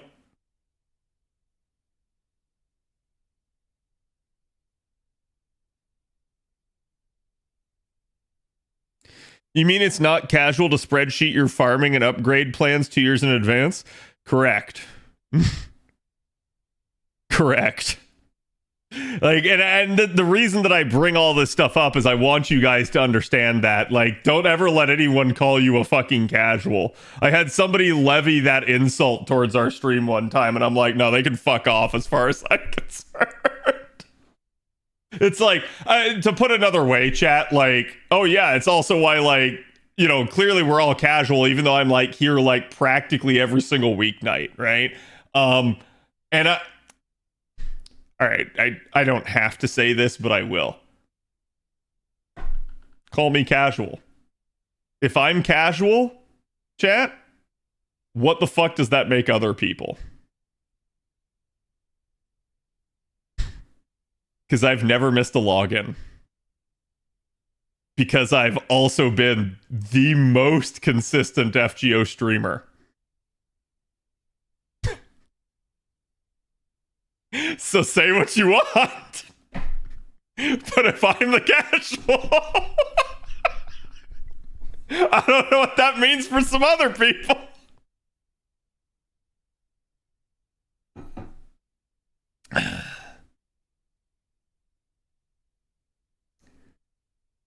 Everyone missed login then? Yeah, obviously I discount that one time because frankly, JP also had a day where everyone missed the login. JP just got theirs fixed. And I never got ours fixed. Do you have any incentive to roll the banners for Ordeal Call 3 Part 2? You know you want Saber Astolfo? No, I don't. Why would you say such heinous lies? I have missed here and there. It happens. Life often isn't cooperative. Yeah, and I think the difference here is I'm not going to shame anyone that does, right? Like, I might rib someone if they mention missing it or something like that. But, like, at the end of the day, I understand people got their real life shit, right? And the only thing I'm trying to point out here is that, like, this community is not, like, casual by any stretch of the imagination.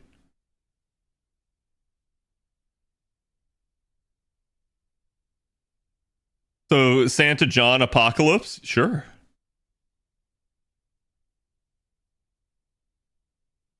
Words can never hurt me? Yes. If Lip, Swimsuit, and Edison Alter aren't at least costumes, I'll be extremely disappointed. I haven't heard anything about Edison Alter, so please don't say anything on that regard. But, yeah, I mean, I assume Lip's gonna get a costume, right? Like, if nothing else. But anyways, yes, that's the huge news. We basically know Hakuno is the welfare. Sorry, Hakuno is the welfare. We don't know if there's the female form yet. I'm not going to bother going over the kit yet, other than to say this. You guys will probably see it as we now are going to transition into doing Ordeal Call 3. Why? Me need to. So basically, Ordeal Call 3's Part 2 came out. I've been told it's rather short. So we will see. It's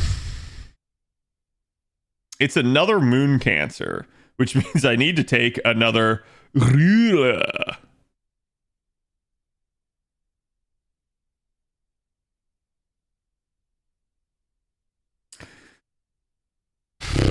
Is it required for MASH?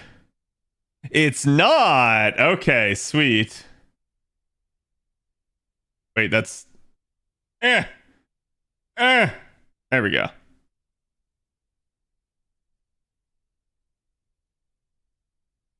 I'm fine with that. Should be fine, right, chat? How can a welfare with no female version equal Terabad welfare choice, IMO? I know some people are just not gonna like the Hakuno choice. I myself am not enthusiastic about it, but like I said, purely because of like the lore implications of making Hakuno a servant is kind of weird to me.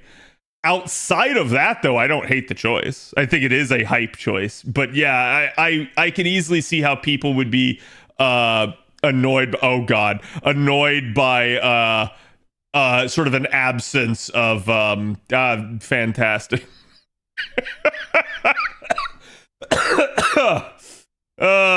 Break bar guts. Thank God. Yes, this is just what I wanted. Okay, give me the cards. Damn, I didn't get multiple buster cards.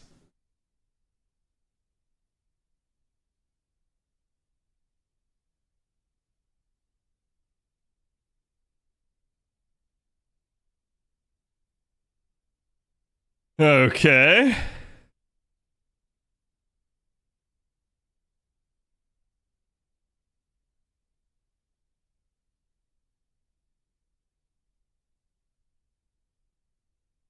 Let me try staggering here.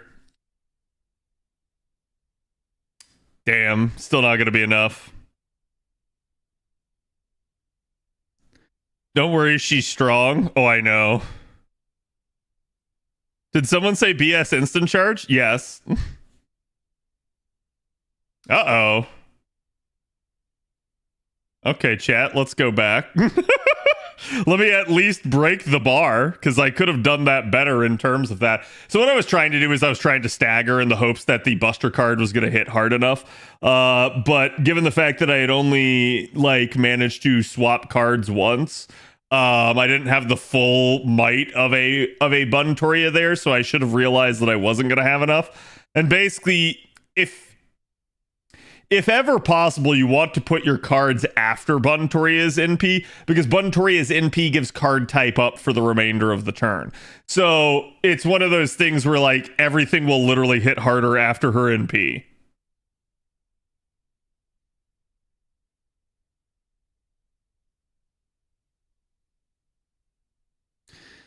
I wouldn't reset. This is perfect. Why am I going to get buff purged?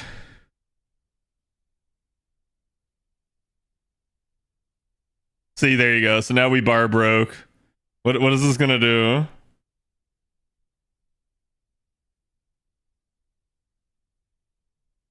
Now the guts is gone after this turn? Oh, I mean, that doesn't matter. I'm just closer to it now. You just triggered it because you're overshot. Yeah, that's fine. That's fine. 52k is still less than what I had remaining. Or was it? Wait, how much did I have remaining? I don't remember. Chat, in before,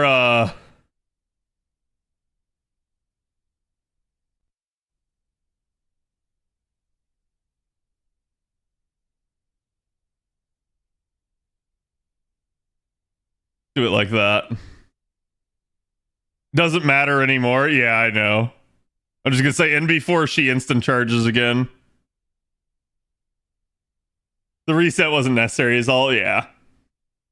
Listen, I play the fight assuming that it's not gonna be like over after one break bar. Usually. Unless I can instantaneously tell that that's the case. But 1 million HP is not insurmountable. And sure enough, it wasn't, right? Here, I'll turn it on, chat. Assuming I can keep talking over it, and therefore I won't get DMCA'd. Well, howdy do. Okay.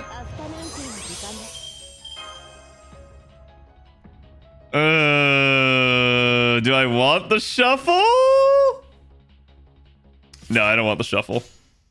I don't want the shuffle because, well, actually, I probably could have just carded that and it would have worked, but, just in the off chance that this somehow isn't the end of the fight. It's probably better to prepare for that, right?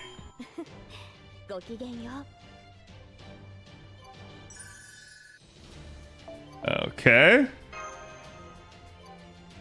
Now, I did see there's some missions for completing Ordeal Call, chat, and I think the first round of them are ending, but I think that's for part 1, right?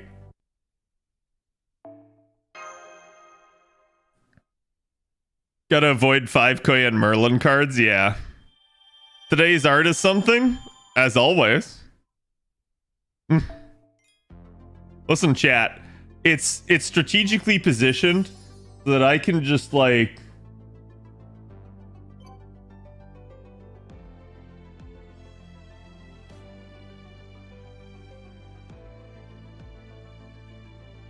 hell yeah. Face plant, yeah, it's like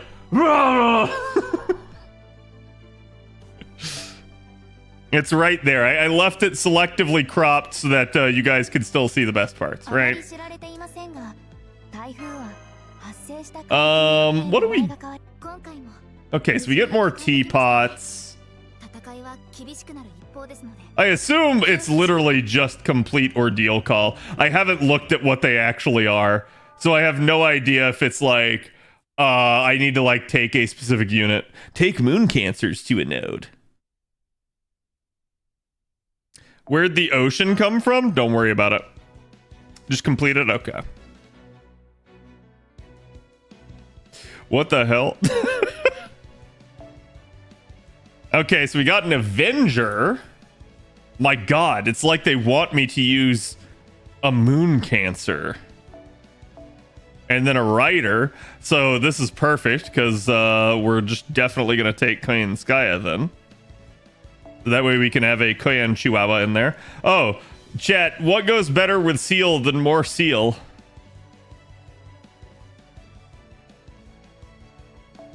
And I'll probably get rid of Le Bibi and throw in Merlon. See, this is the only thing that I get tired of is I have to keep rebuilding the same comp, even though I kind of know the craft essences I want to use. And this is something that I've talked about with you guys before, is like basically this fact of like even with things like the invincible comp, right? Like, you still end up reusing samey comps all the time. Like, it's not the evil that people think that it is. And I think people are kind of disingenuous when they look at stuff like that. Can I fit mash, or do I need to sack a... Okay, I can fit mash.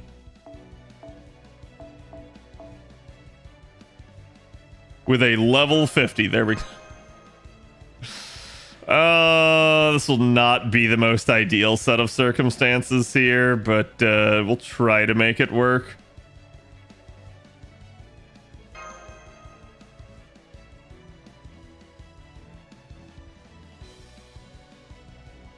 I couldn't use a support Marie altar for most of this OC. I was sad. Understandable. That's a lot of rebellious teenagers. This is getting out of hand. There are 3 of them. Hold on, chat. I'm sorry.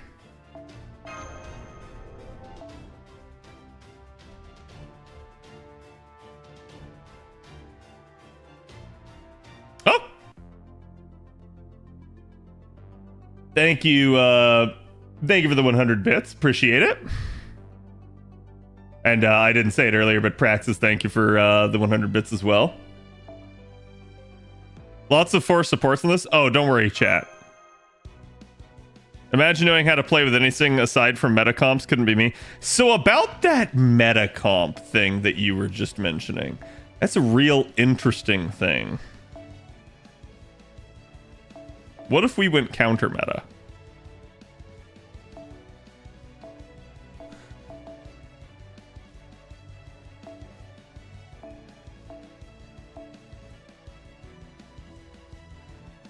Oh, you know what? Why not?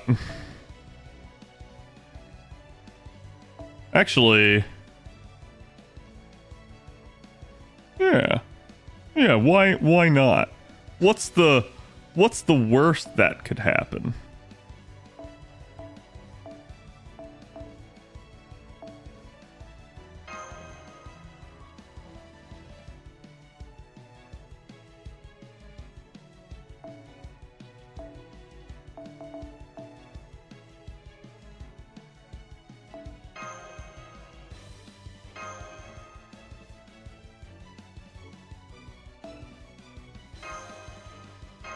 Everyone dies? Oh, that won't happen.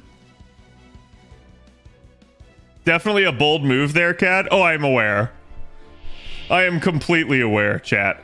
It's just sometimes you see a unique situation and you realize that discipline is in order. Right? Like, you realize that it needs to happen.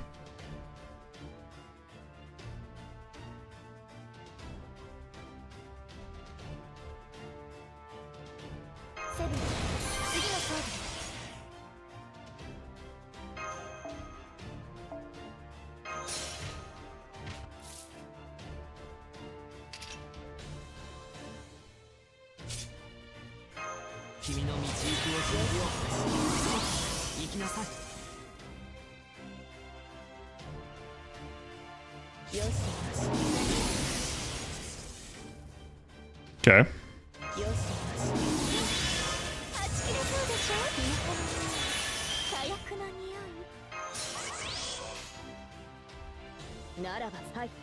Now, I'm not going to kill the Avenger.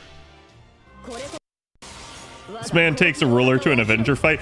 Chat, it's about schooling your sassy lost children, okay?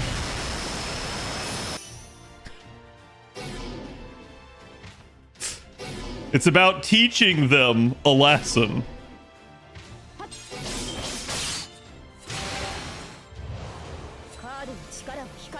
Come on, get me back to 50. Ah.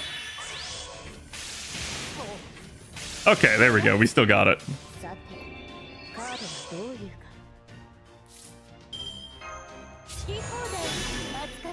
Well, I guess we're using this.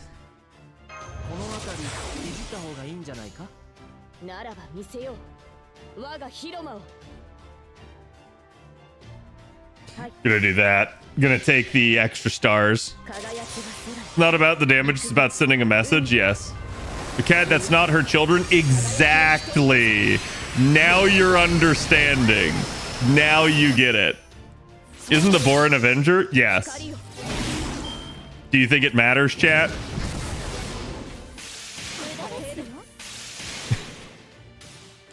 It in fact does not.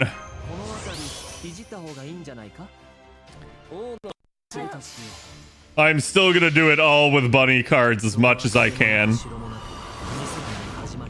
You're gonna toy with the Avenger like it's a tasty morsel? Pretty much. Did the boar launch missiles? Don't worry about it. It's just clearly one of Mordred's toys. Okay.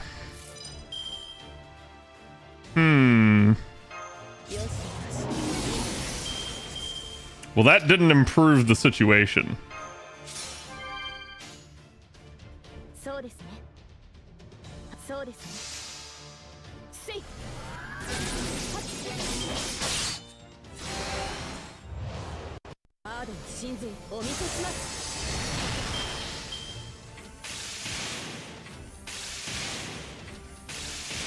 Ooh, spicy.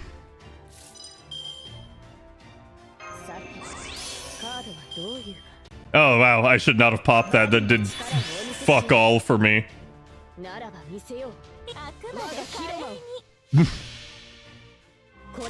Thanks for making sure, yeah. Oh, you're talking about the craft essence? Yeah, Sweet Crystal's really expensive. It's 5 rare prisms per copy.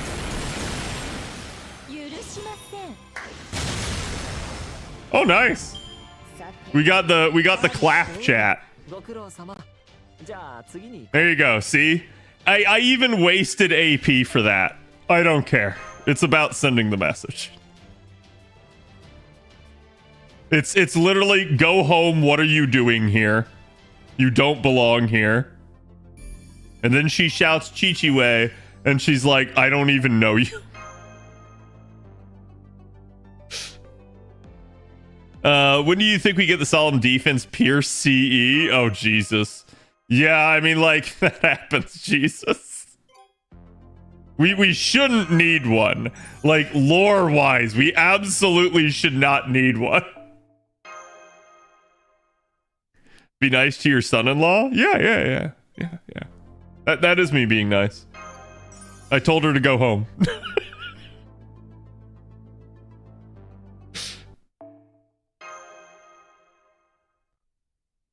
I told her this is a silly place.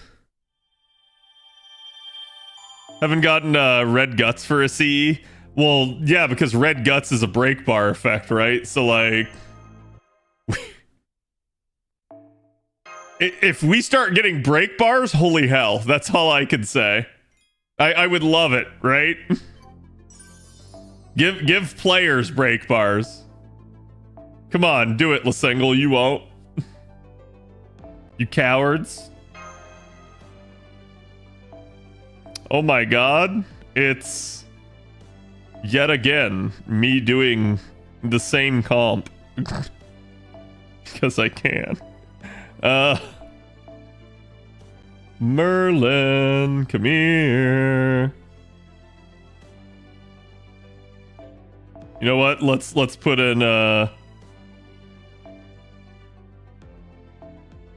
actually let's put in bride. Just in case it devolves into that. And then that's gonna have to be that.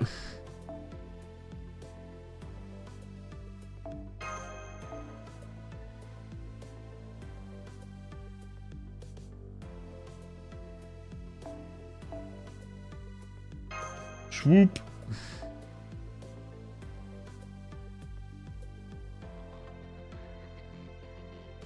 Oh, is this the new song? The new Linkin Park song?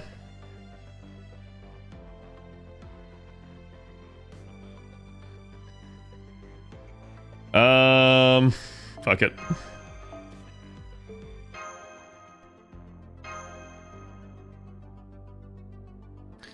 What would that translate into anyways? I have no idea. We doing Grail Fronts.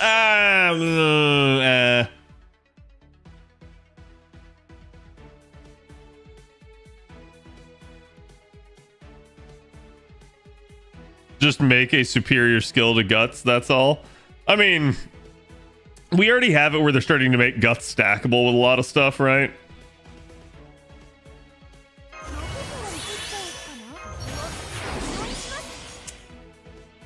Shit.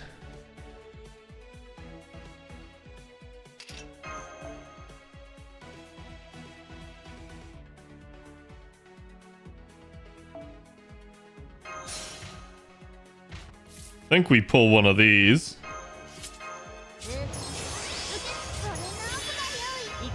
Because this is just a weird setup right now.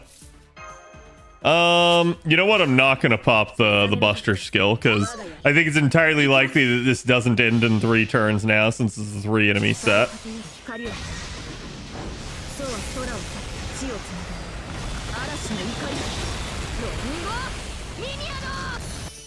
Rongo Miniado.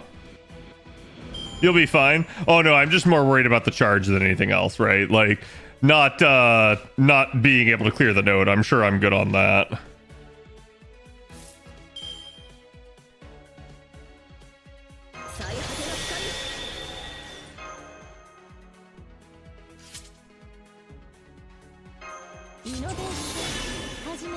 So I just bought myself the extra turn was all I did.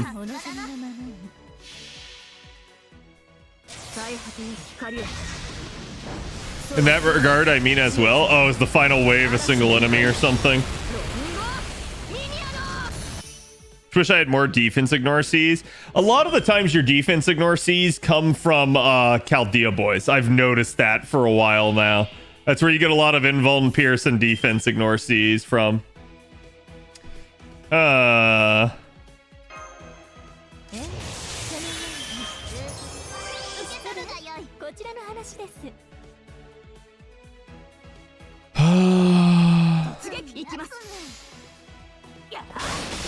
Okay, crit 1. Oh, just shy.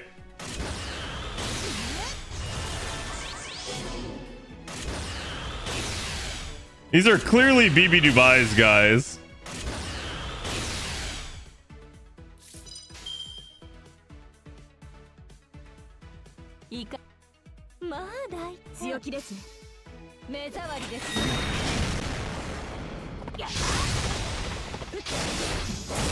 God damn. Gotta love that class score. Okay, they stunned themselves?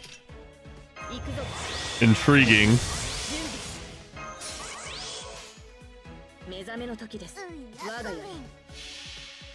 When are we getting those as servants? I want my MIB guys. No, they're not the MIB they're not the MIB guys, because if they were the MIB guys, they would literally just like pull up a pen in front of your face, click it, and you would remember nothing.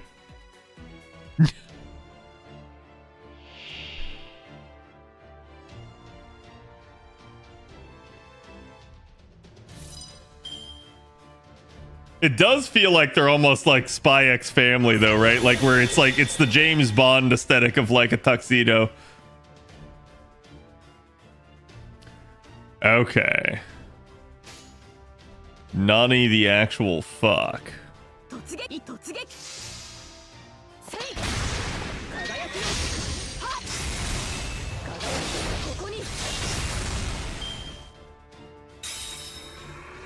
Okay, he didn't transform like I thought he might. He's got defense pierce.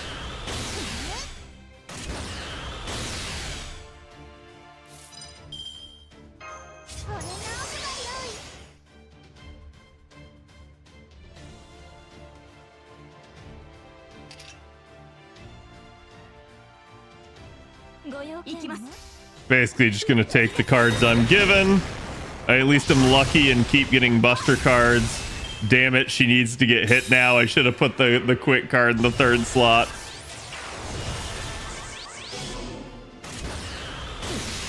Okay, she got hit, so it didn't matter.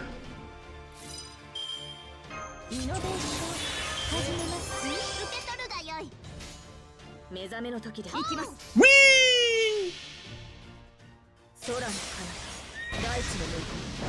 Nakad, the pencil is their NP, I see. I don't want to jinx it, but the units this year haven't been crazy broken as last year IMO. To be fair, right? Like, that's a good thing. Like, it's okay for the units to be like as good as some of the best units in the game, but the devs were dumb. And I really mean this. Like, they absolutely should not have made some of the units as strong as they did. Like, the power creep that they introduced into the game's on them. 100%. And like I said, Mr. Chu, as far as I know, he kind of talked about that and was like, yeah, we shouldn't have done that.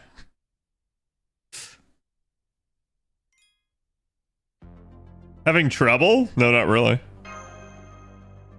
Hakuno only after the 28th? Probably, yeah. Like I would assume Aggressa at this point that not until you've beaten part 3 of the story. So whenever that occurs.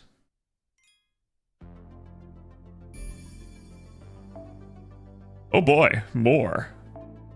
Motoda. Okay, what do we got? What do we got? What do we got? We got a passion lip. You're requiring mash.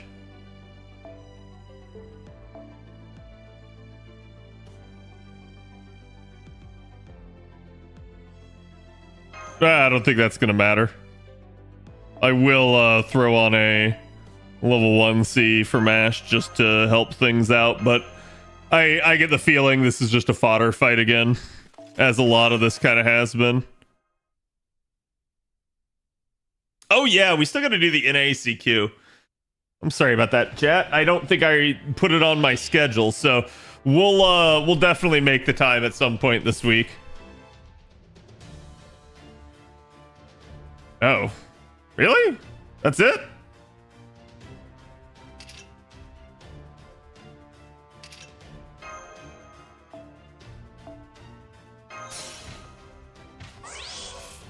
Okay.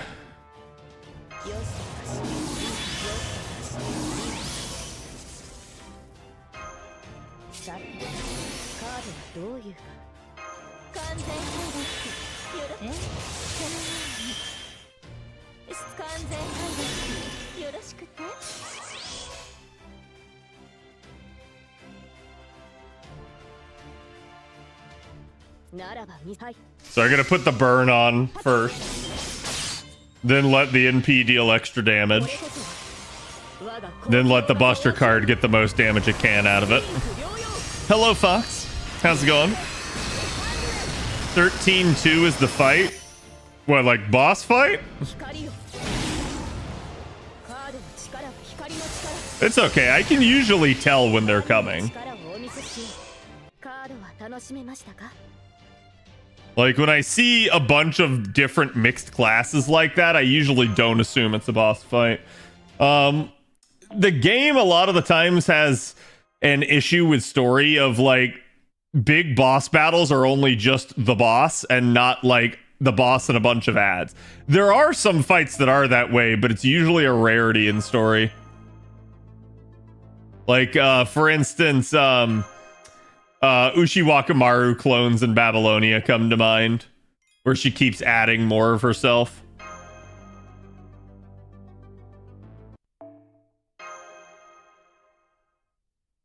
Yami and Tunguska. Yeah, and at least that one's like just a raid with the 2 side ads, so you just take an AoE. And that's kind of, if you see multiple classes in an engagement that you think is a boss battle, you just take an AoE because it's probably the better solution. Not always, though. There are some scenarios where the game sort of penalizes you for it.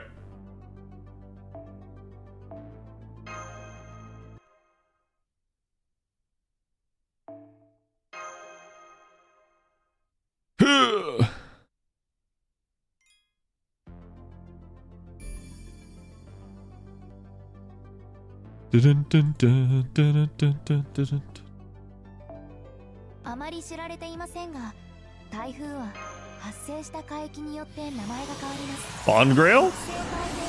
Let's go. I'm definitely a fan of getting Bond Grails for free.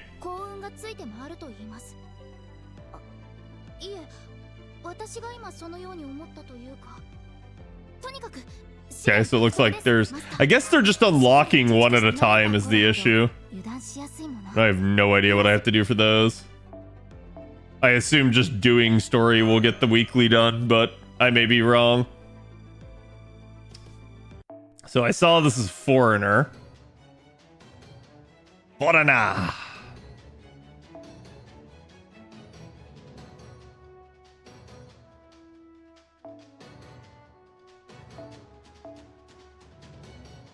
Oh, you want foreigner on foreigner violence, huh?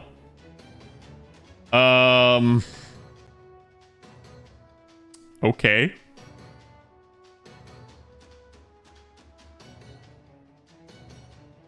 Just trying to think about what this probably is. There's a very obvious foreigner that has appeared at this point in time.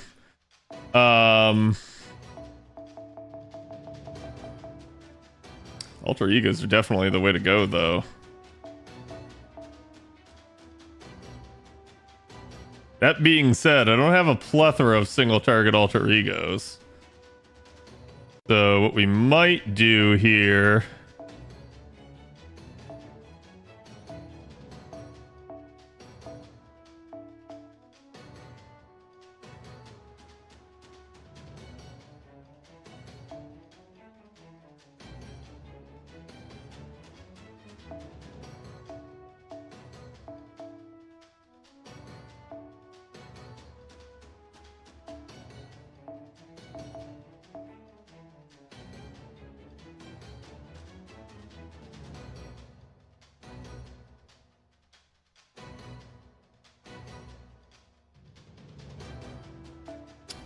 This is spicy, but I'll go with it.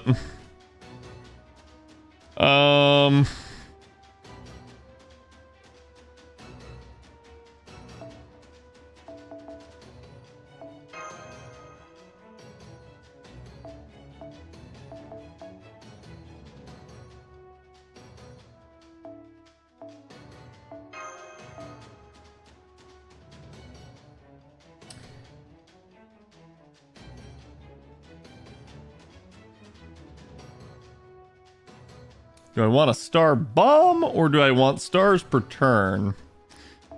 Try stars per turn, but I can see this going south in a hurry.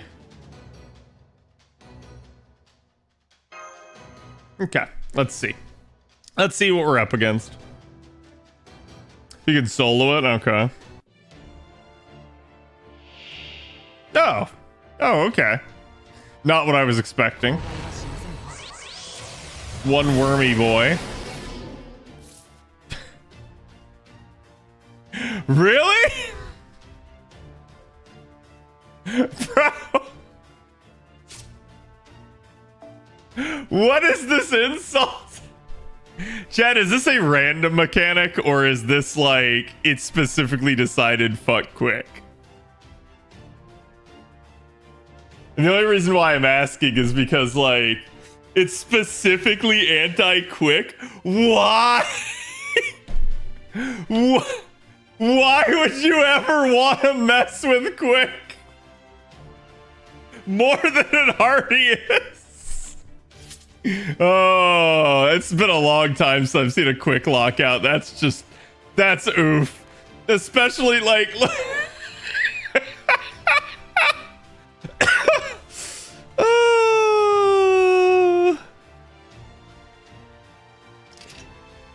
Okay.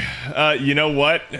I guess chat, we're going over the kit here, so not like super in depth here, but I need to at least see what it does. Okay, can only be used in NP. NP is 10% or more. Consume 10% of your NP if you have less than 50 stars. Regain a star and re-deal command cards. What the fuck? Okay, so you gotta have 10% of your gauge, and it's gonna consume it.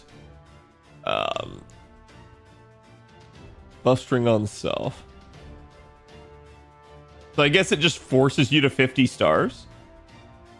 So that's probably why they decided to screw quick for this. Just that you'd be forced to use Hakunon's functions here.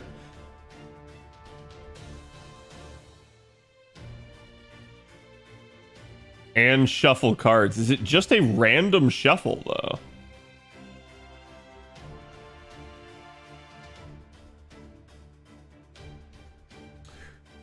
Quick Arts Buster card performance for 3 turns. Grant self quick normal attacks. Grant evasion status for 1 turn.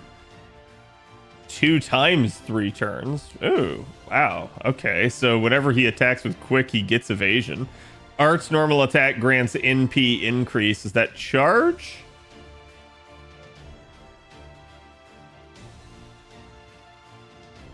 Yep, 20%. Buster normal attack grants critical power increase 3 turns before damage. Okay, 20% up for 3 turns, basically. Okay, so he just gets various effects. That's... Bro, if this is a welfare, this is just strong.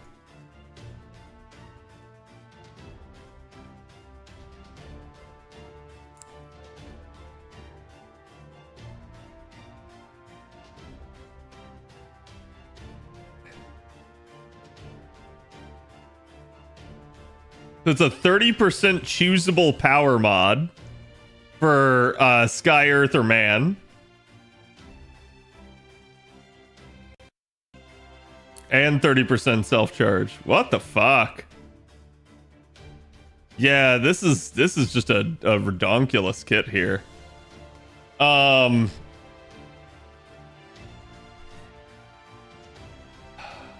However, kind of an issue. Because I can't read, so I have no idea what trait this sucker is.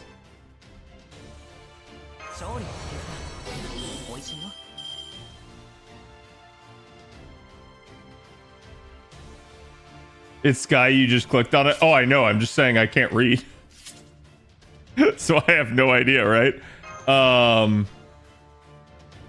fantastic.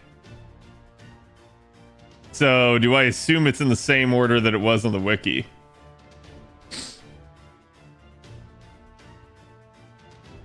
So, Sky, Earth, Man. So, if that's the case, it should be the first one, right, chat?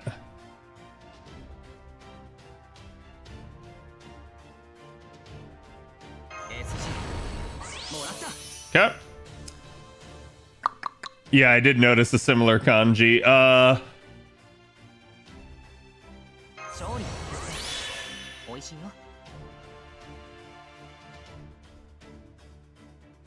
Okay. I guess we ball. I can't use it, so that'll mess the chain up.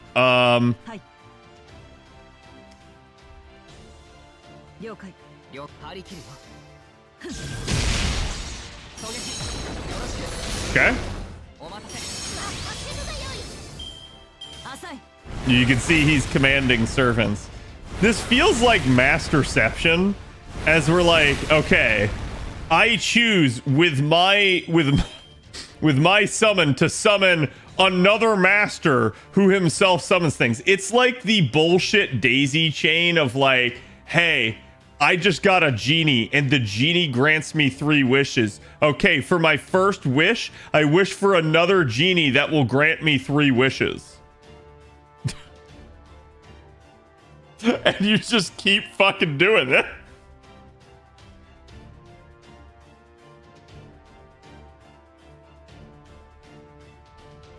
Wait, did it auto refresh this?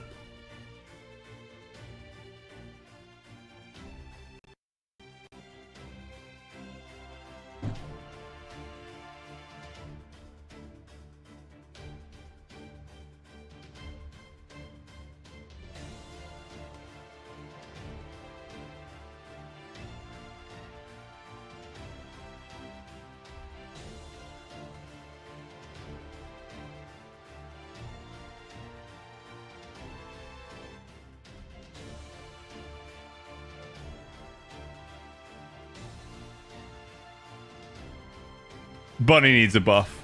Fuck this shit. Like, I'm sorry, chat. You can't tell me otherwise now at this point. This dude literally can shuffle however much he wants at the cost of his MP. Holy shit, that is stupid.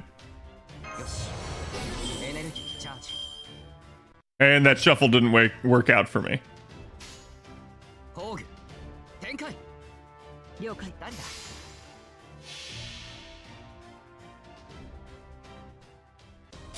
Oh yeah, no, I got it. Okay, if you don't have 50 stars, it shuffles the deck. Okay. Yeah, the only thing that I was wondering about was the 50-star line. Oh, and the NP stuff. That's right.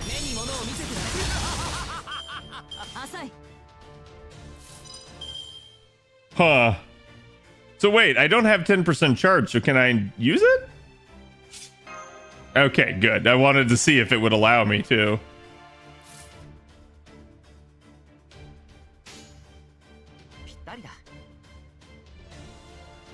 Does he still have his buff? He does. So...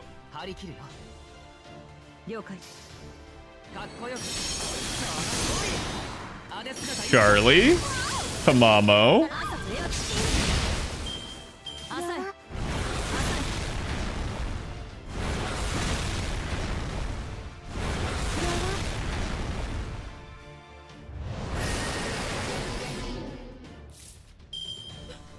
Specifically fuck quick, huh?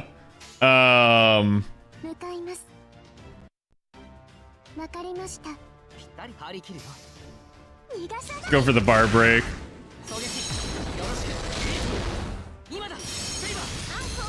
And we don't get it.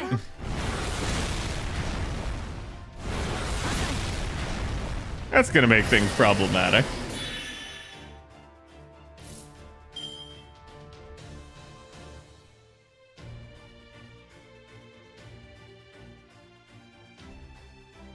See, it's a purely random shuffle. That's what's making this difficult for me.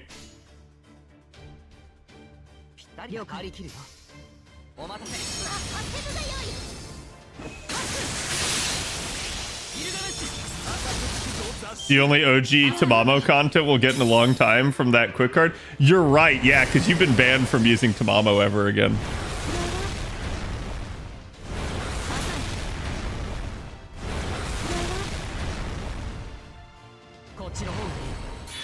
What are those servants lore-wise? Hakuno is the master from Extra, and he basically is the guy that that ends up... Uh-huh. Uh-huh. Yeah?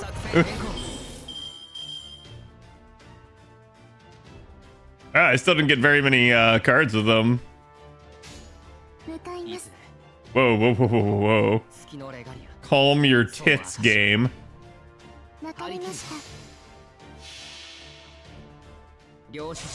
Check the worm buff, I saw.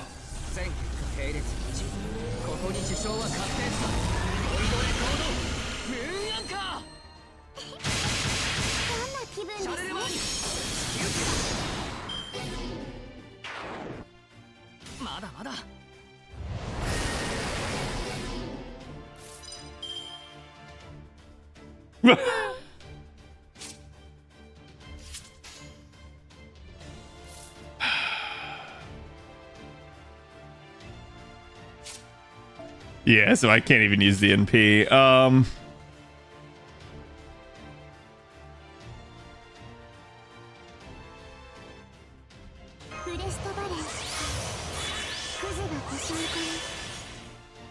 I don't remember if he's AoE or single target NP.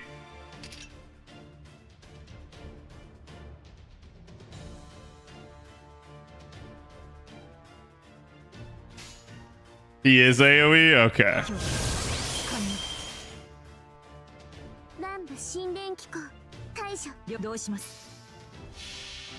Yeah, I'll just pop the evade.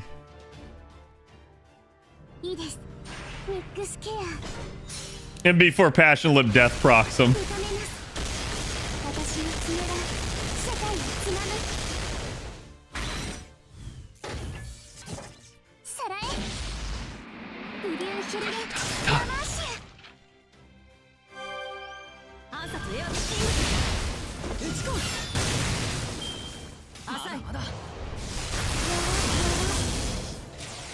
Oh, that wasn't that strong.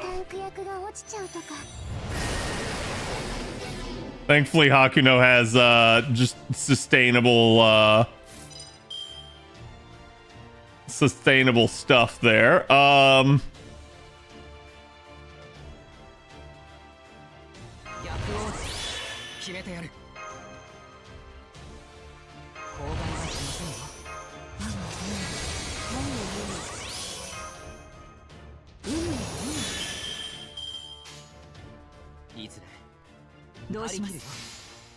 Protect plot armor. Yep.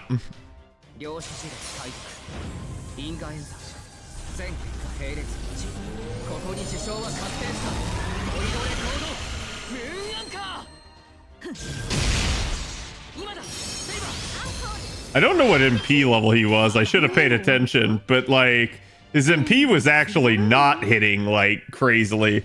It was a neutral scenario. And I didn't always have his buffs on, but that's definitely an interesting thing. NP3? Okay. Yeah, I was gonna say, it didn't feel like it was maxed. And that's probably because they've given him such a good kit. I'm willing to bet his NP damage is not too high, but I'd have to see the calculations.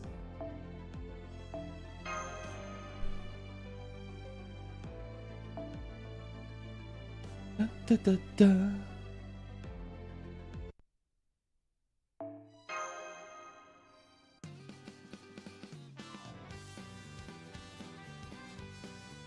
Okay.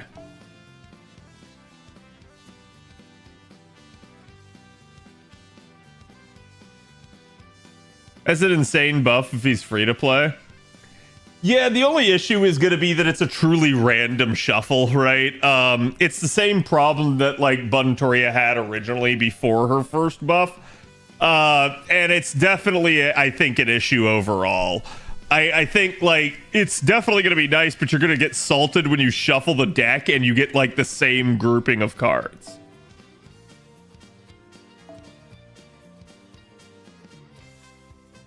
Okay, let's not take Bunny for this one. I need a Moon Cancer. Wait, no, that's Avenger. Huh. Get in there, Seal. Seal Team 6.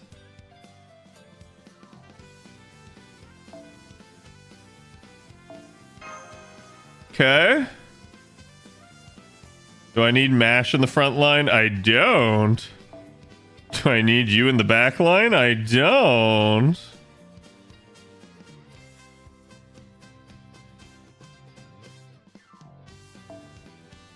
Art, get in there.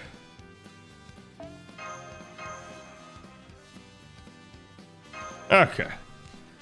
Time for triple BB? No, that's just weird. Who would ever do triple BB, right? MP3 causes 29, 137. Yeah, which neutral for an MP3, that's not terrible. Okay, odd, but I vibe with it.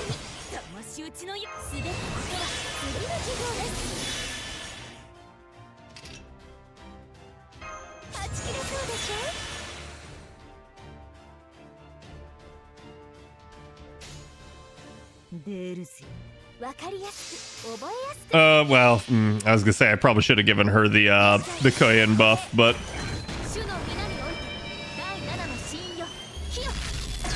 oh wait, we didn't get the Neko arc. That's so rare for me. I feel like I always get Neko arc.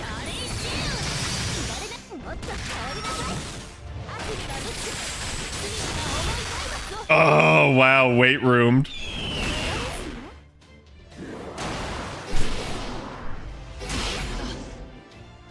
Damn, fuck Hakuno, I guess.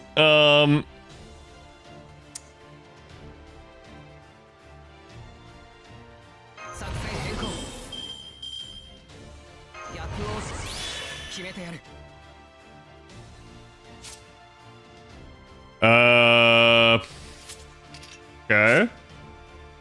They're not sky. Let me guess, they're earth.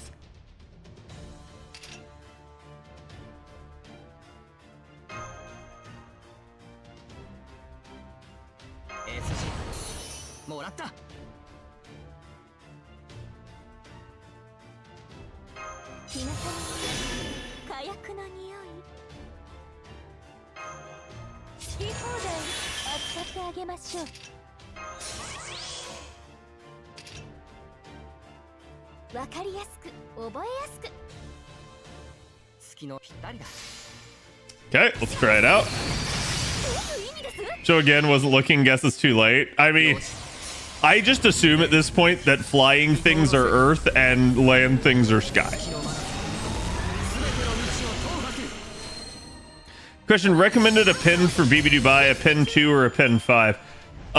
In her case, she does have some situations that you might want to use her second pin, but I think probably the 5th append on her. It's a little bit more in like, it's gonna depend on how you're trying to use her and in what sort of situation. So my advice would be go check out the video where I talk about it a little bit more, because I do talk about the append situation.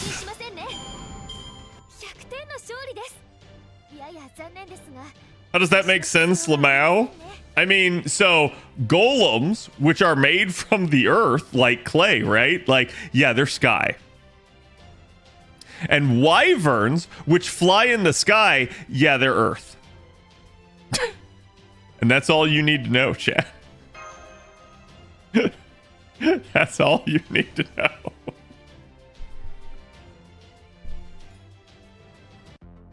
This is base attack level. I mean, I'm assuming he's got sort of the static craft essence on him and his like rank 8 skills, so he's not got like maxed out stuff, right?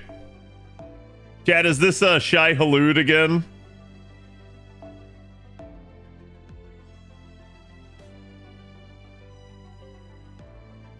I'm gonna play like it is.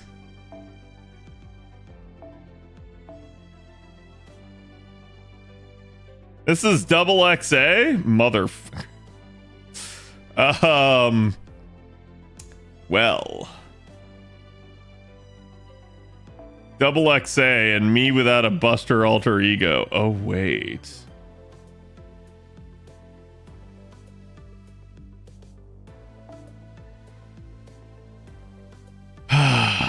This is not going to go well, and I know it.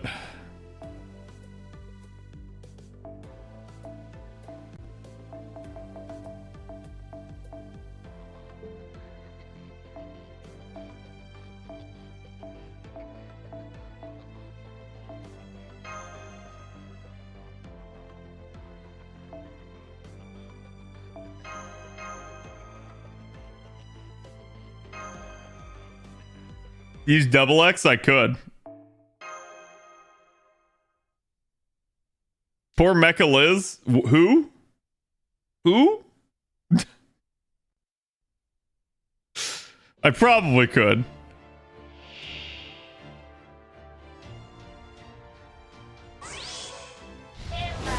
What is wrong with me? I don't know. That seems odd.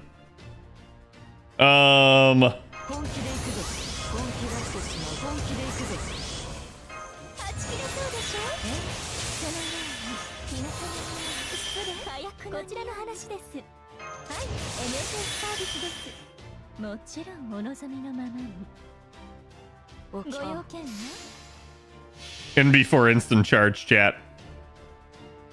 I'm waiting on it.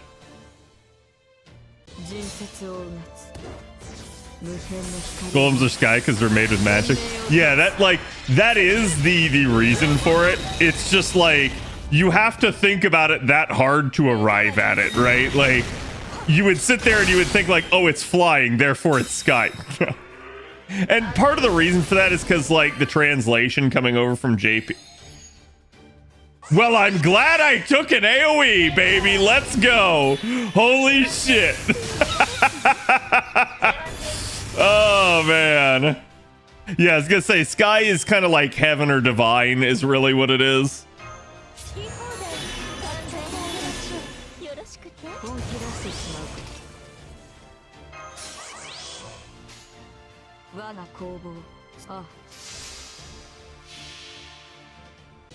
Could have been bad otherwise.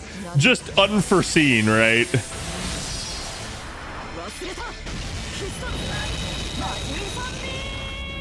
Something, something, sunbeam.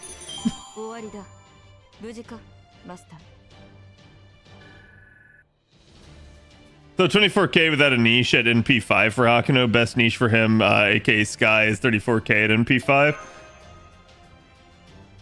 24k neutral, it's not that good.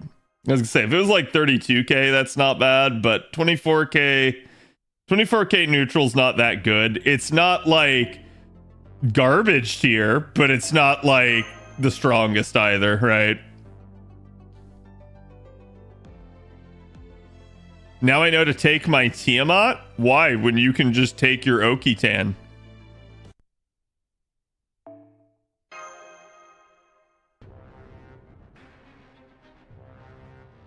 Your Shika Noko Noko Noko Okitan Tan. Okay. Let's see. So I guess we are Oh, I see.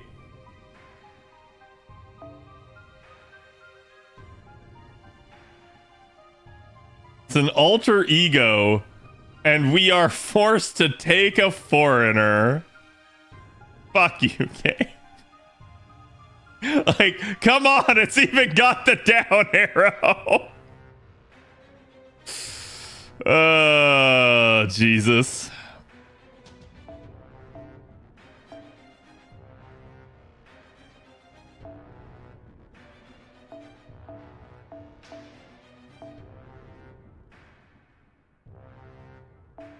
Nope, not you. You.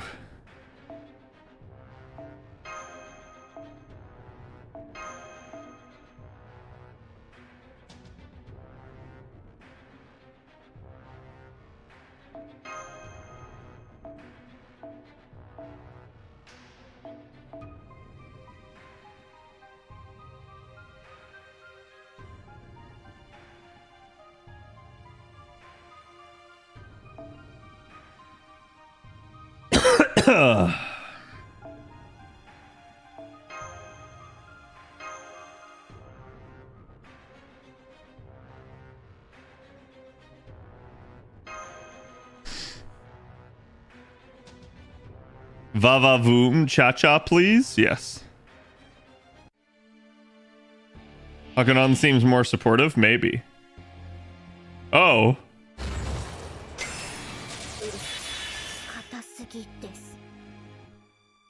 Oh. Oh, I see what's... Oh. I think I see what's gonna happen.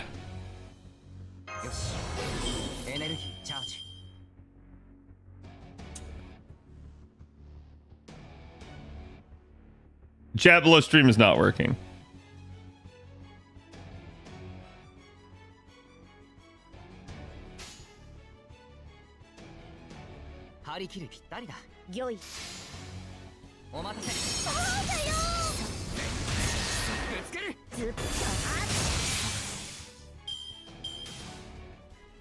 Did she not consume an HP stack?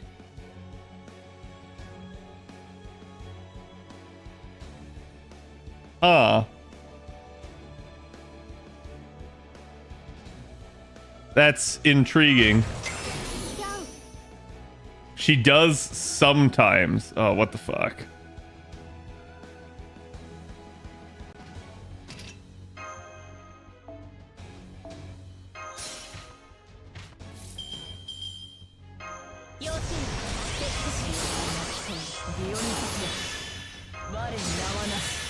Okay.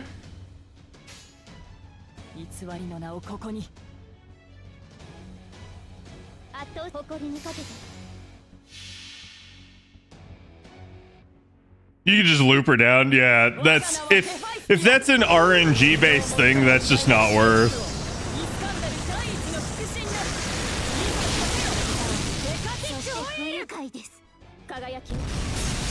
Granted, I may need to utilize it because I'm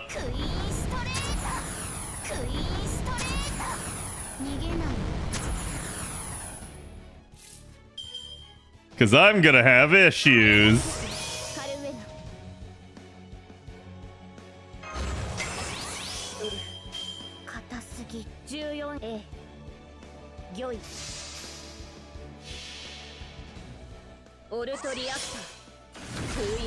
Didn't attack at all? No, it just had invuln on the one that did.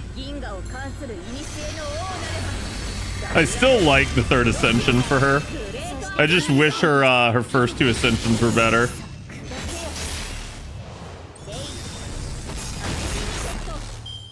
God, I felt like that didn't move the bar at all. Oh, crap.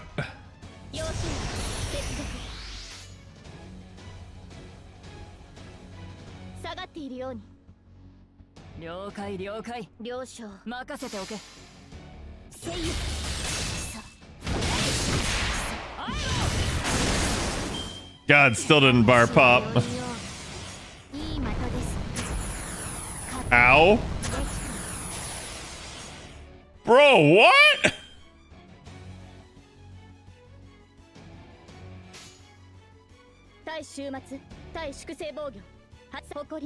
I don't think she's gonna bar pop with that. I'm gonna try, but I don't think it's gonna work. I don't think I'm gonna do 17k with the two relatively unbuffed arts. Well, yeah, no, I probably will.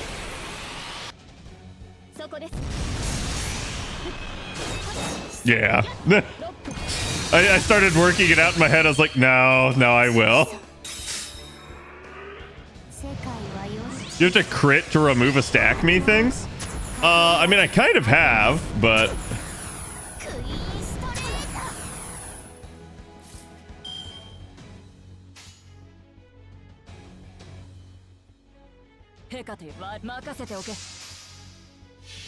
Okay, she's got defense pierce.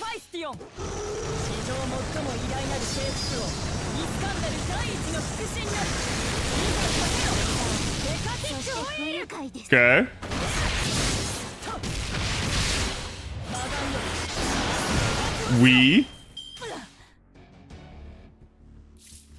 Oh, I don't like that. She just said something and didn't attack. That's moderately terrifying. Okay, we invert it for the best possible MP gain.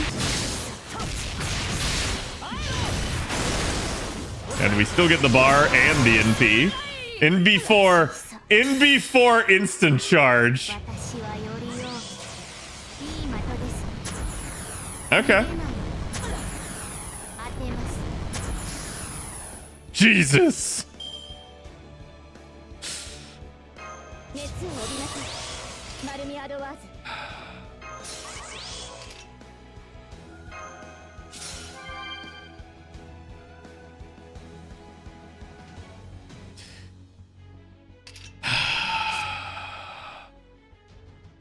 7 times?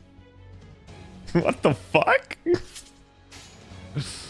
That means I basically can't use the invuln pierce on that.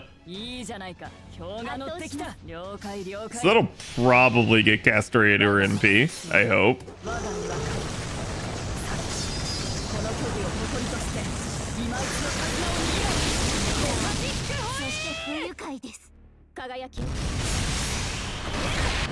Okay, it does.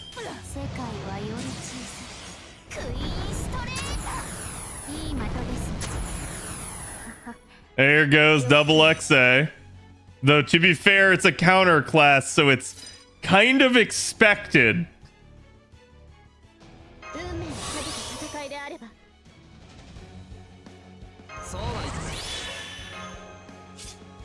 She should be... What the fuck is she? That man?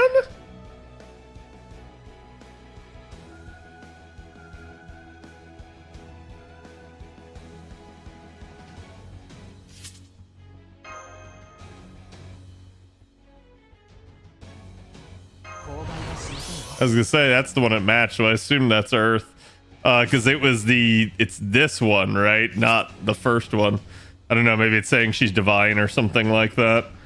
God, 97%.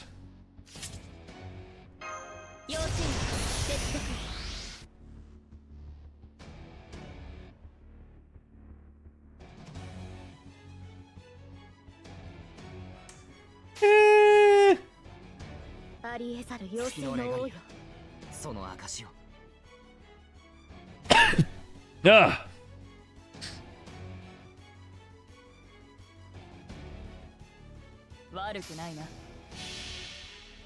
I don't think he's gonna kill, so he stuns, remember? Yeah, that's fine. Castorius MP ain't going anywhere.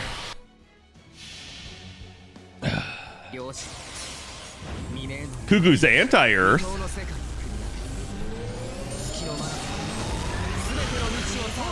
Right in the boobage.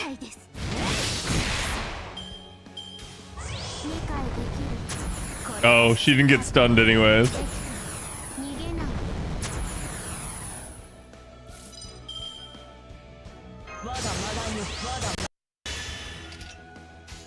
Okay. Go for it. Star, right? Yeah. Yeah.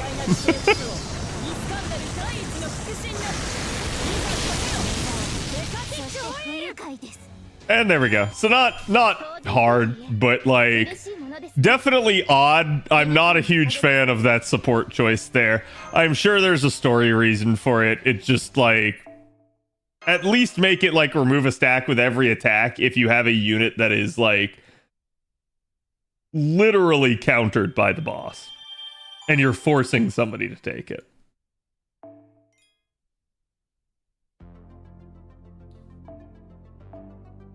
Real boss fight is coming up?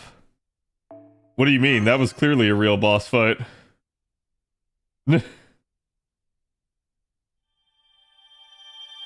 I can't read his passes anyways, Phoenix.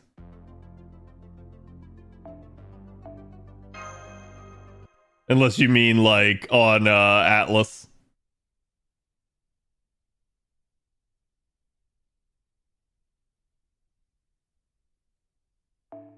There we go. Big boss fight? Yeah, I was gonna say that like she was a big boss.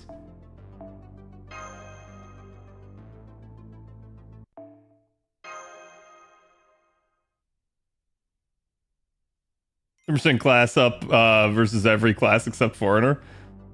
Damn, that makes his numbers kind of worse.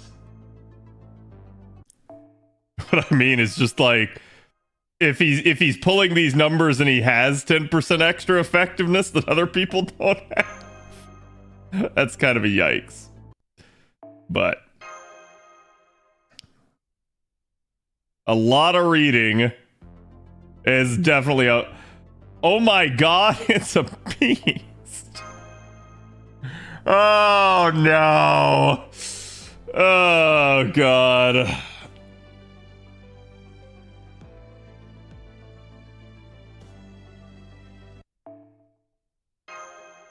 Don't worry, it's easy.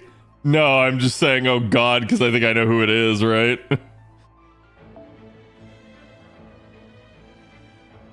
Oh, it wants Avengers. Why does it want Avengers? Huh.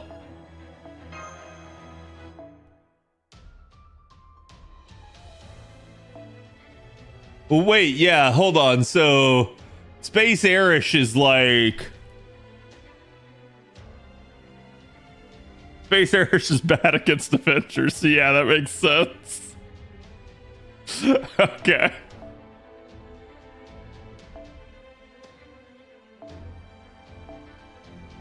Give me that. Give me that.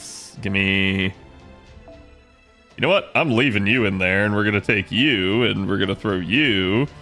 And I'm gonna take you. Okay, so then we're gonna go... Whammy. We're gonna go... Oh, do I have Merlins? I should. Whammy. We're gonna go... Whammy. That's too much already. Too much already, wow. Oh, because I guess... Yeah, I'm not using a mash here in the back line. That's fine, though. I'll just run without C's. Probably safer.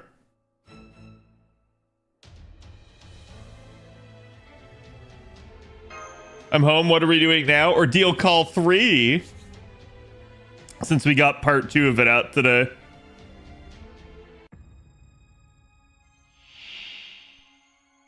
Ew! 4 break bars! Oh!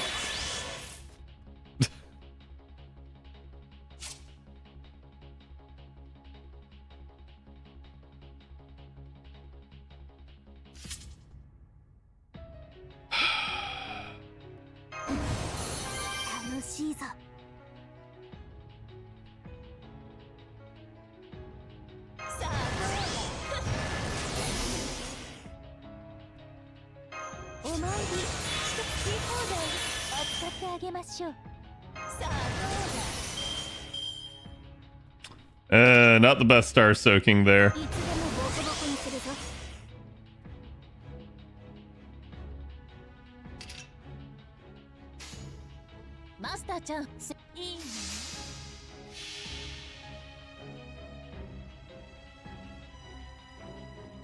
No, it should eat one of the debuff or the debuff immune stacks.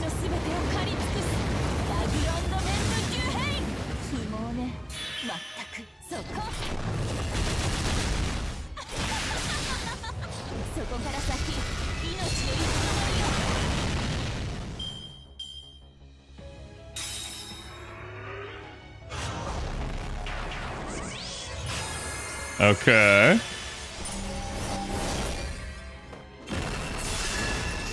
Oh, thanks for the free charge. I appreciate that. That was fantastic.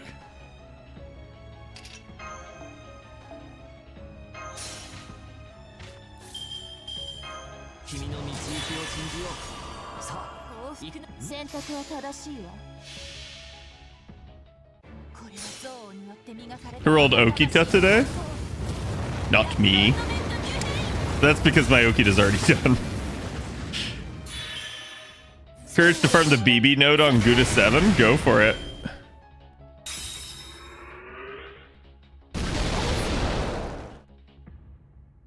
Oh. Wow. Damn, that was rough. Thought I was gonna die there. Honestly, the only thing that was worrying me is I was just like, man, I just hope one of these isn't an instant charge. Tough fight? Yeah, really tough. You need a Jalter banner? I'm good. Oh boy, I get to fight again. So now you're saying, chat, that this is the real big fight.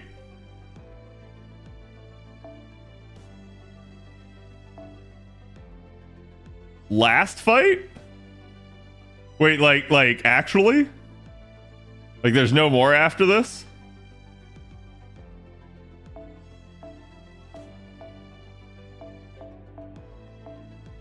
Yeah, wow. Oh, okay. I didn't realize this was over this fast.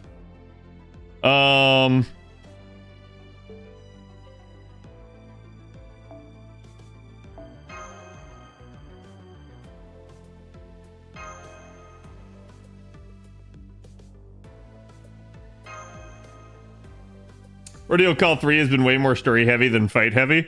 Yeah, none of the fights have felt particularly hard. I like honestly that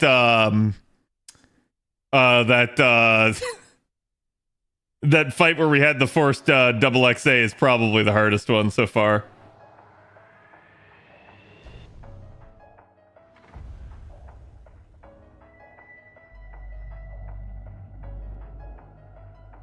Oh?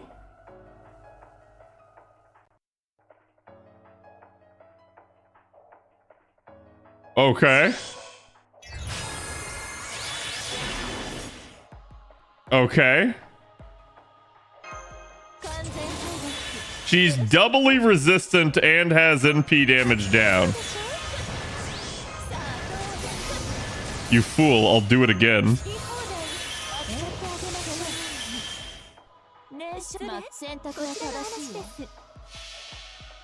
Like, this'll probably not NP clear.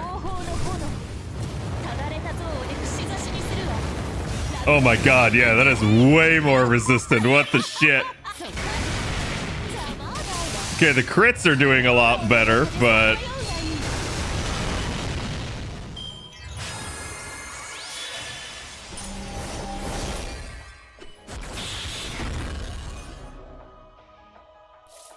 Okay.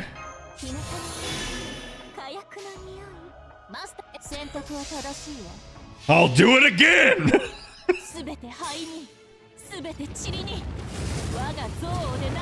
One hit only? Wait, what do you mean one hit only?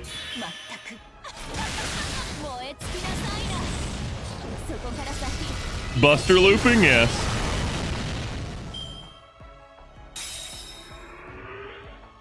Oh, the bigger assist. I got you. Okay.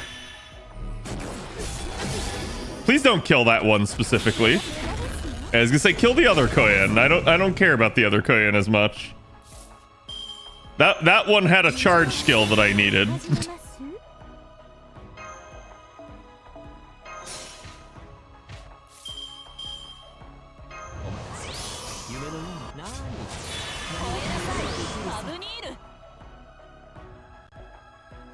Man, I would really like that Buster skill back, but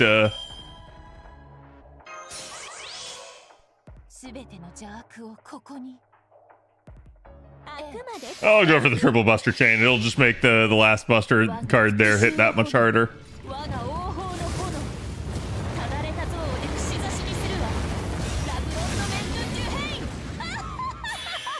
Okay, now she's properly buff blocked at least. Boom, baby. Please don't instant charge. Please don't instant charge. Oh, okay. Damn, just let me finish her. Stop blue balling me.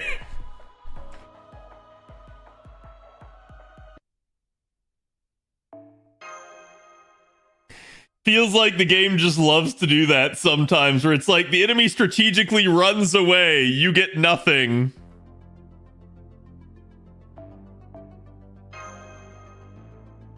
Cad not getting the final blow, yeah. Well, I definitely had the ability to go the distance there, like, especially since she hadn't gotten the NP off and we were already on the last break bar.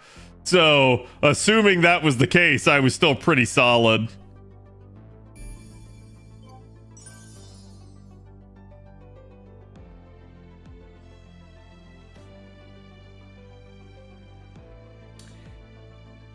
Oh boy. Oh boy.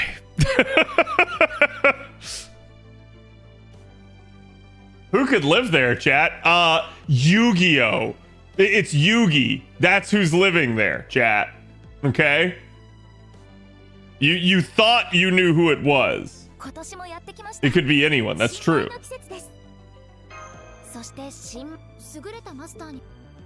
Is that not copyright infringement? No, not at all. No, it would definitely not be copyright infringement. It's not like we have a character that exists like in the game over here that is being used for the artwork that literally deals cards out of a, like, you know, whatever the Yu-Gi-Oh players use. What is that called, chat? Is that like a deck holder? It's time to do a dual disc. Yeah, she totally doesn't have a dual disc. It's a legally distinct dual disc. But yeah, so there we go. So we beat Ordeal Call part 2, which that means there's nothing to do with JP again. I did pop apples to get through it, but I figured, like, I was told that this one was rather short, and it clearly was. So it's kind of why I wanted to try and do it. Chat, with that, let me boot up some, you guys can see I have deadlock now. So let me boot up a Space Marine.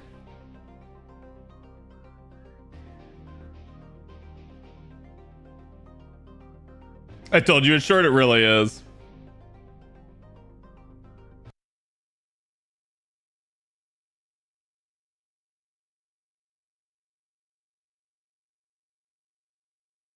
Plenty of time now to incorporate 30 million downloads. I mean, there has been, though. Like this is not anything new in that regard, right?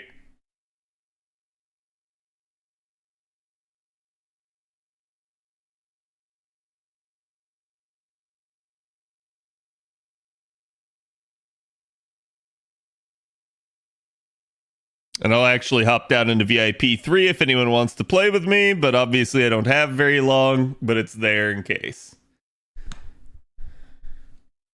Okay, let me pause that and switch to this. Arc will get a banner in 2 weeks regardless of DL campaign, but we might see still. Yeah, I think at this point Arc's definitely getting a banner.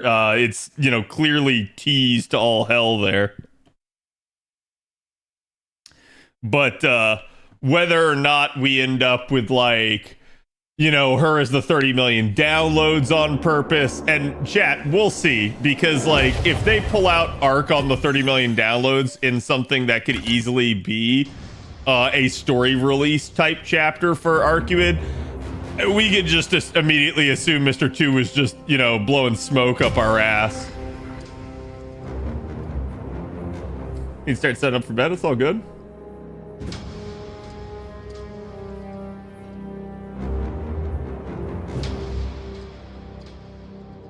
One hopes we get something more in the next 2 weeks.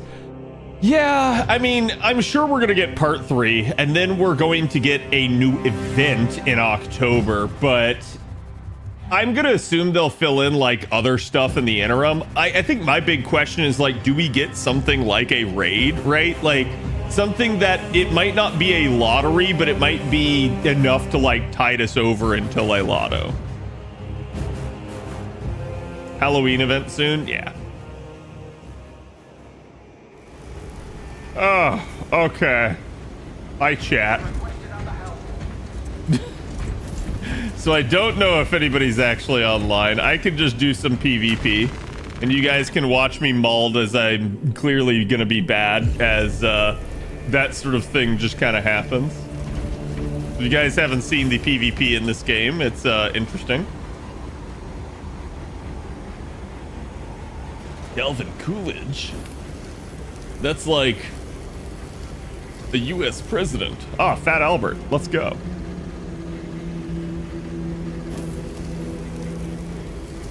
Maybe this year's Liz Japan. That'd be pretty awesome. Like, I've been waiting for Liz Japan for a while just to kind of like end that speculation because she's been teased for so long. Do you know your Warhammer lore? I know a little bit of it. Not like I know a little bit more of fantasy than I do 40k, but honestly, this game and talking with chat's done a good job of like kind of getting me up to speed on that.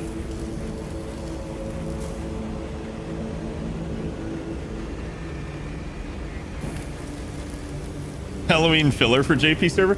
I mean, Halloween's always kind of been that way to one degree or the other. She used to be a berserker in Oniland, so having Zerker Liz would be neat. Yeah.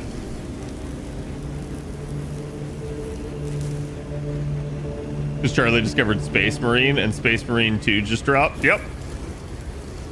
And it's taking forever to like fill this out. I have no idea why. Maybe because it's Seas Ground instead of like Annihilation or something. There we go. Now it's actually queuing. And of course, my team somehow down a man as someone left right before that. Enough of us went into 40k teacher mode. Yeah, and I have no problem with it. Like, I do find the Warhammer lore interesting, but to me, the only way to have really gotten the Warhammer lore, so like if you talk Star Wars and stuff, right, there's numerous like television shows. There are a ton of novels and stuff too from back in the day, and there's obviously the movies.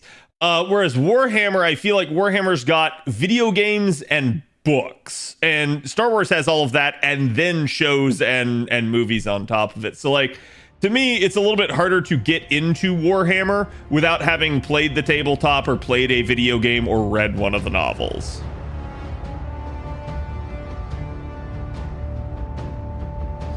Are they the default player unit for Space Marine? They are, but you'll see like PvP here is basically kind of like a little bit of column A, a little bit of column B, as you can just close my Chrome tabs. You can basically end up being either the Chaos Space Marines or the normal ones. I think I'm the normal ones because I looked like I was green or blue there at the beginning. Oh no, I'm Chaos. Okay, let's go. I like Vanguard.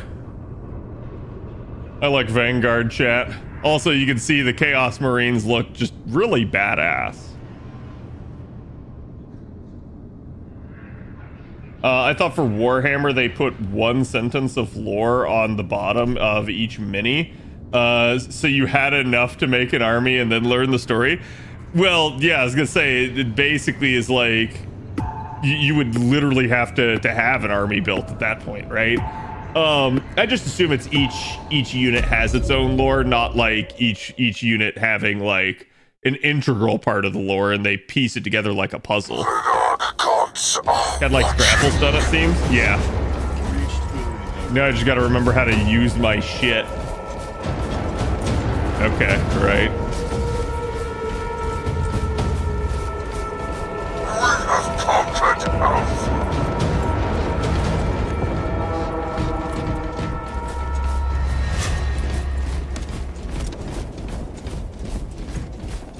Peeker's advantage is really big in this game, I've noticed. We have fallen behind. Shed more blood. Cooking my bread. Okay.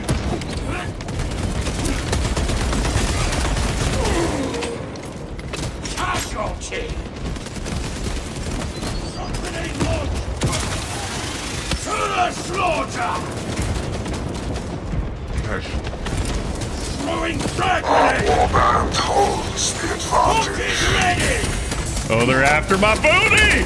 Damn it. Third person corner peek is very strong. Yeah, it's one of the things I'm not particularly fond of with this. The PvP is fun enough.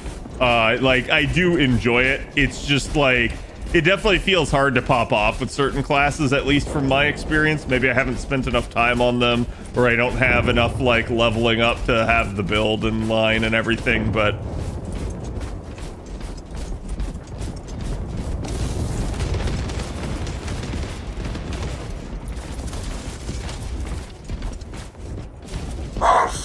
is lost.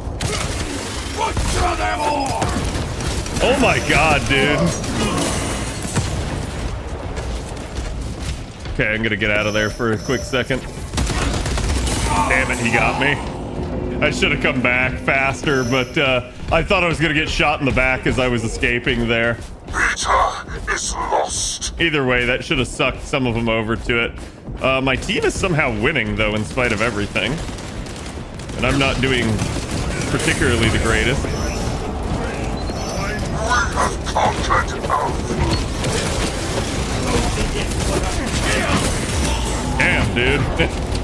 I'm just walking right into like 3 of them at a time. That's the only issue with the grapples. You have to kind of commit to it. So when you kind of like step out there, see someone and you go after them, you're fucked if like 3 more people pop out. There's just nothing you're going to be able to do. Fallen behind. Shed more blood. Grenade out! Hooking my prey.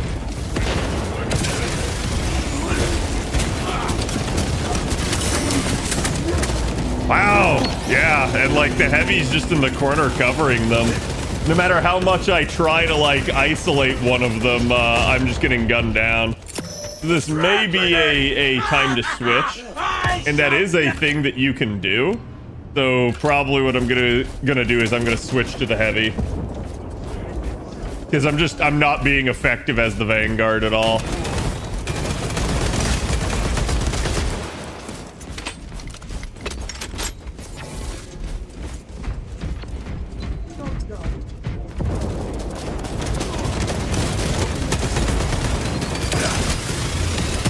Okay, now I got the heavy. Yeah, the biggest issue I was having was just being unable to get on the heavy. Because if I can get on the heavy, I counter his shield by stunning him. But if I can't get on him, I'm just dead. Reloading. New rally point established.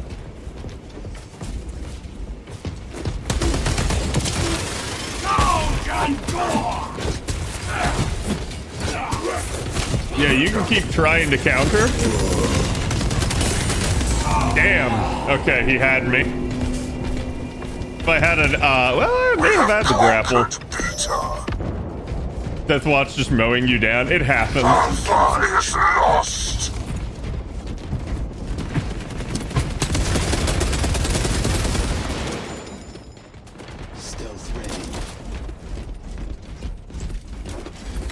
The moment is now. We have conquered Delta.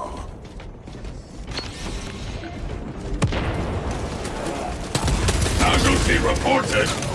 Peter is lost. None assail the Bioformia.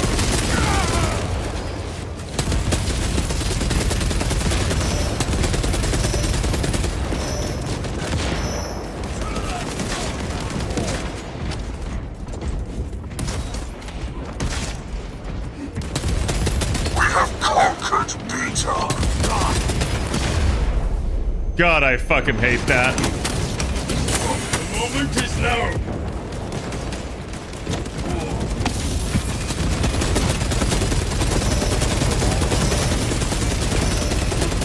I don't know why the visibility gets so bad in some of these either. Grenade. Frag grenade out. Now is the time. Our warband is halfway there. I don't want to waste bullets on this. Eyes on the time.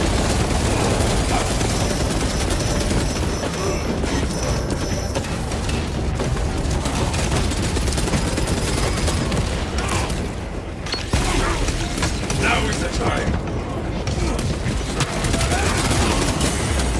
Damn, I was out of ammo anyway.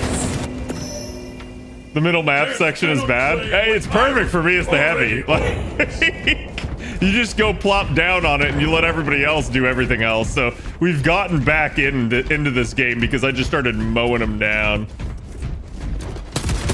Give me our siege breaker. Our warband Damn.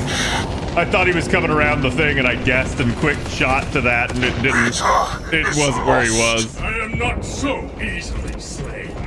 Data is lost. What? See, now this is like...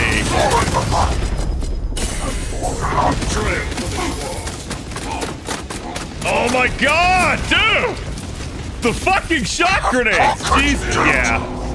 At that point, kill me. Let me respawn with full health. Better.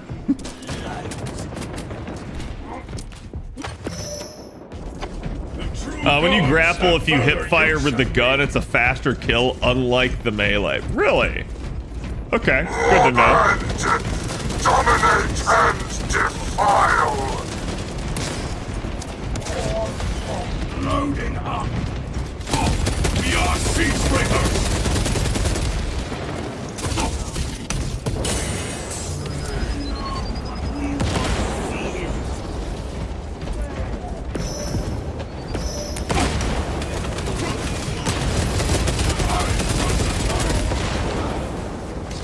Special deployment ready.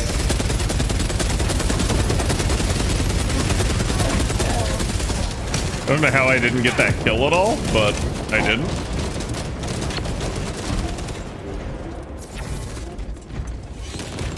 We have conquered Alpha. Special deployment ready. Our warband holds. Alpha is lost.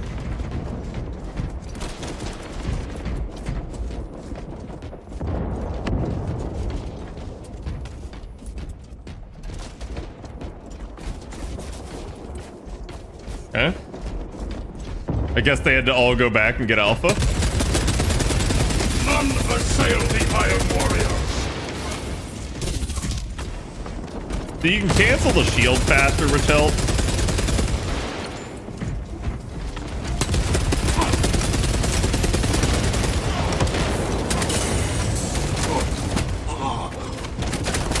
Oh my god, he was still there.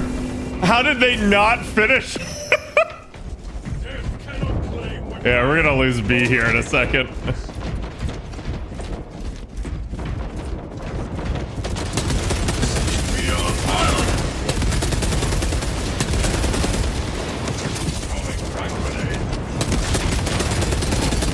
Beta is lost. We lost one.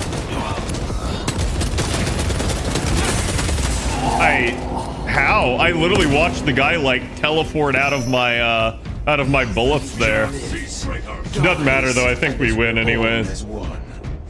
As long as we hold B or D or whatever. Now is the time.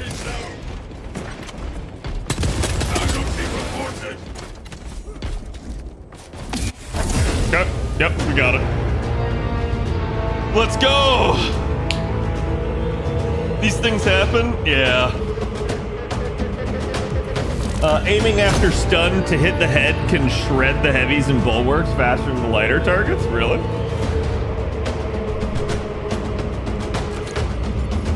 So, the first, like, day that I was playing PvP was on the weekend. It took me, like... I think it was, like, 3 hours to win my first match. Like, it was legitimately, like... God, it had to be, like, 8+ games before I won a match. Part of that may have been me. Part of that may have just been that, like... So, the thing that I've noticed is the lobbies don't rotate. So, like... I just won as the chaos. I will continue to be chaos, like throughout this lobby forevermore, unless I leave. And because of that, people usually go like, "Oh, I'm on the winning team. I'm gonna stay." Versus the people that are like, "Oh, I lost. I'm gonna leave now," and they end up just kind of giving up and basically constantly treadmilling the lobby. And so as a result, you keep finding and getting placed into lobbies that are on the losing side. And so you have to actually like sit in the lobby for a while, a lot of the times I've noticed, before you get a winning team. At least assuming you're not the dude carrying everything.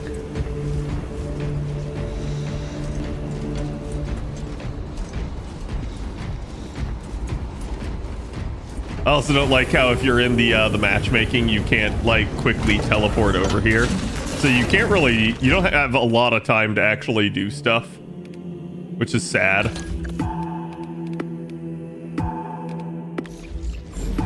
Hey, it's queuing us in.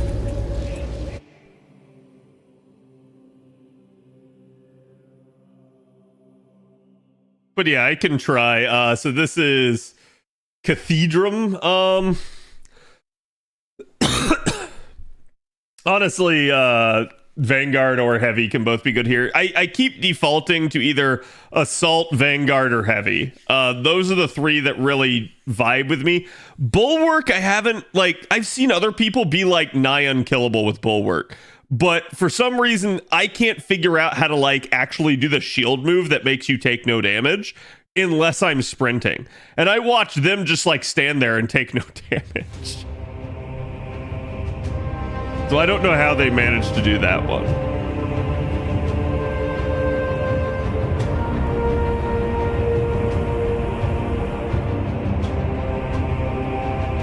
Okay.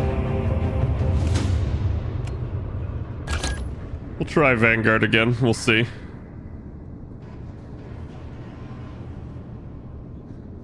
La-di-da-di-da, di-da-di-da. Is you holding the button to parry? Okay, okay. That makes a little bit more sense. I wish that had been explained. Because, yeah, that was the issue I kept noticing, is it was just very hard to kill certain bulwarks.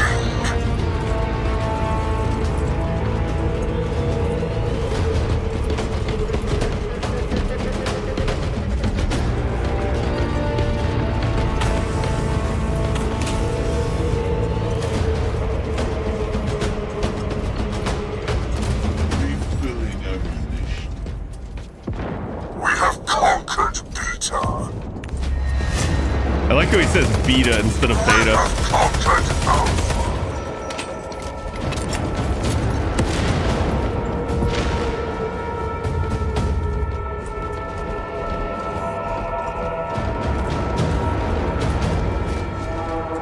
I am really surprised they haven't actually properly come for this zone yet.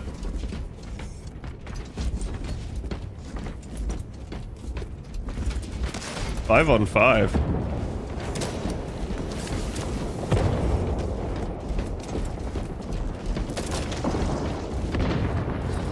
A weak one. Better he was cold.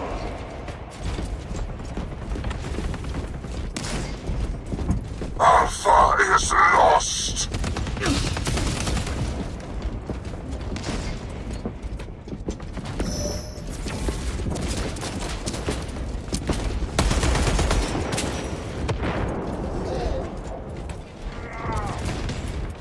Beta is lost. Ah, damn it. No! Our foes hold all the objectives. All of them? What?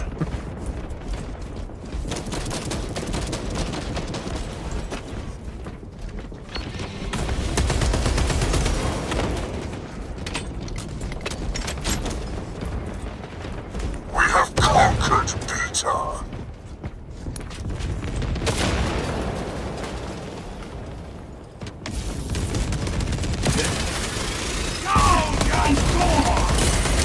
Oh my god, dude. Bro's just fucking camping there. I didn't think he was still there after all that time. Beta is lost. I do like that you can grapple to walls at least, though.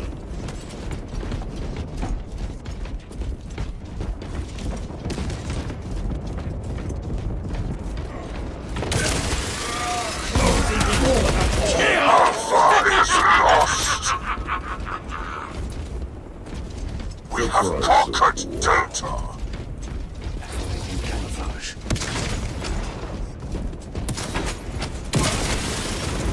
Oh, damn it, dude. And that costs me a grapple, too. It comes back faster, but... Rupture them all! Refilling rounds. Okay, got one of them. Got the afterlife there.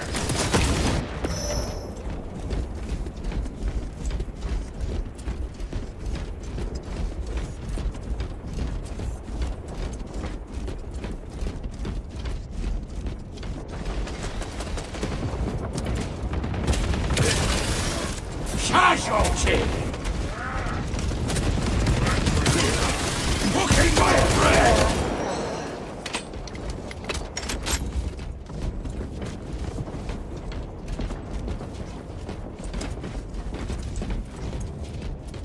We have conquered Beta.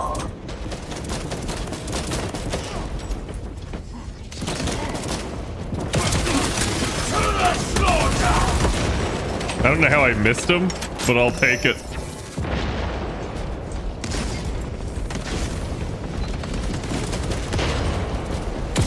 Butcher them all!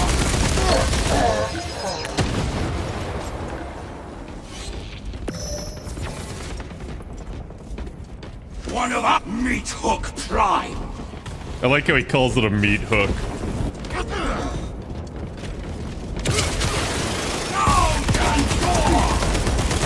He's dead. Move on.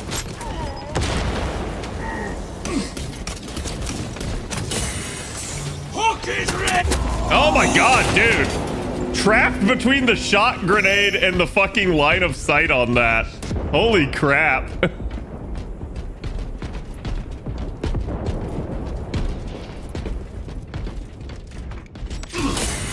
God damn it. I hate getting punished for other people's dumb shit. Like, where he's been poking out, like, way too fucking much.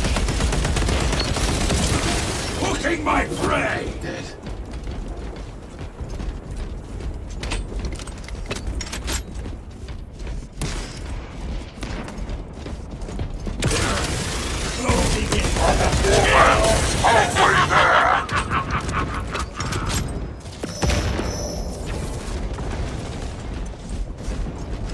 Ready to gun. Our warband holds the advantage.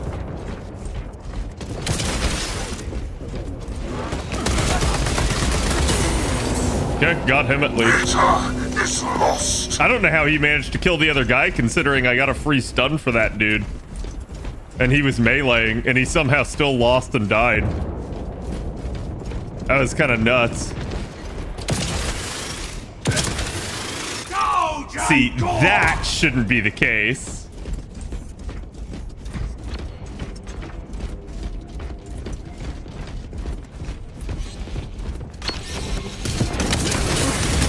What?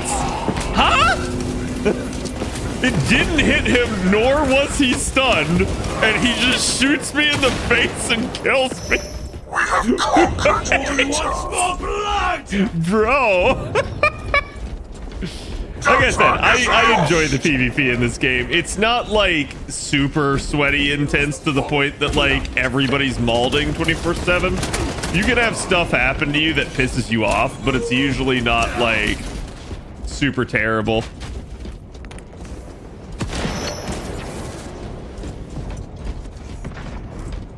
We have fallen behind. Shed more blood.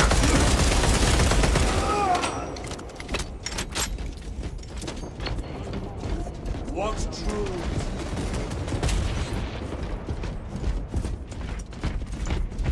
Damn it, dude. Warband, dominate and defile. Hooking my prey.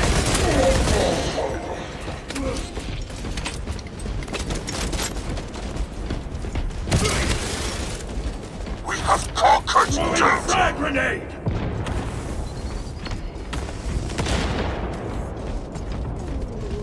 We lost one. Our warband holds the advantage. This is a really neck and neck match, at least. We have conquered Alpha. To the slaughter. Yeah, I'm Beta is dead. lost. Okay.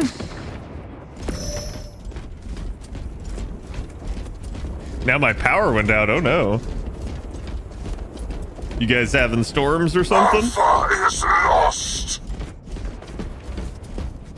How the fuck is Alpha lost? Okay, they're taking it back.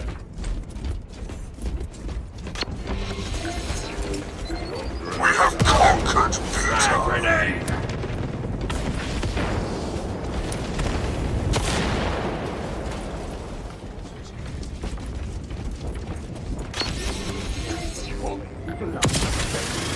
Butcher them all!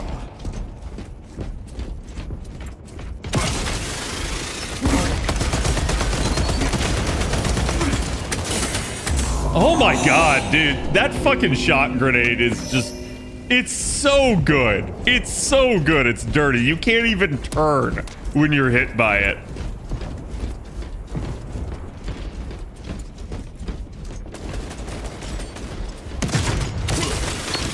Cooking my bread!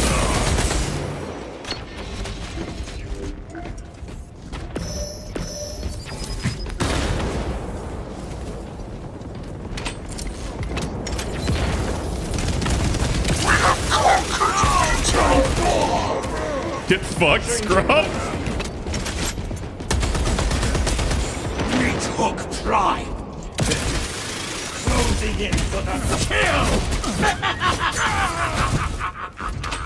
There you go. Tools of death!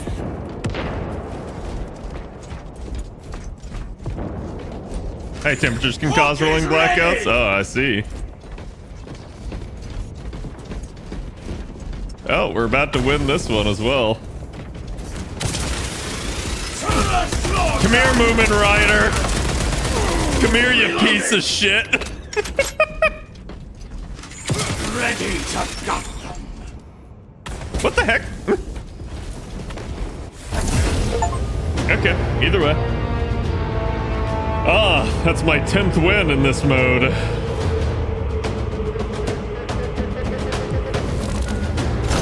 Yeah, we're doing pretty good. We're barely managing to squeeze out victory each time. Honestly, the tip to hip fire really helped. A Gathelmore Crusade. It's a weapon skin.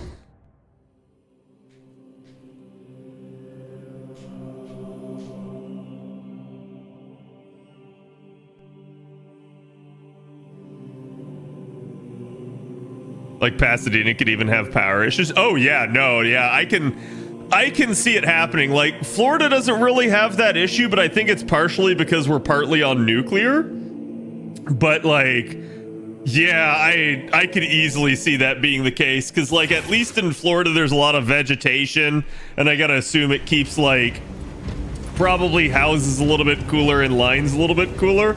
But I could easily see like being in the desert or some like just bright open sunny area all the time would lead to like overheat.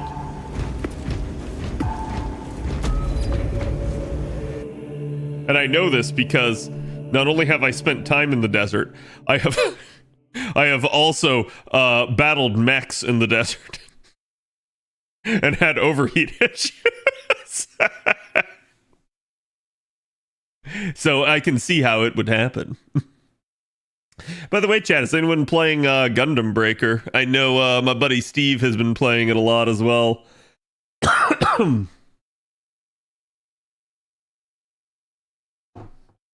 He's been having a blast with it. Waiting for Battle Brothers. Nobody wants to be my battle brother today. I just noticed Aurelia's turned weird. There we go.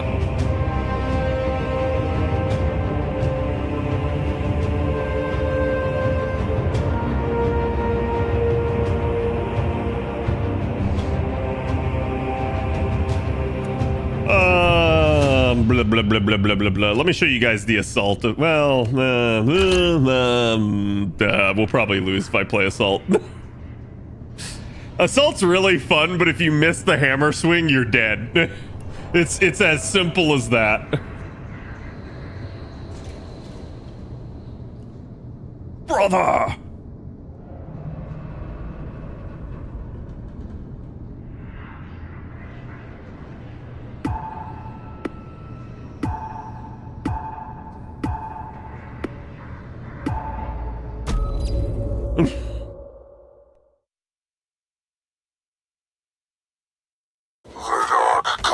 are watching. Okay.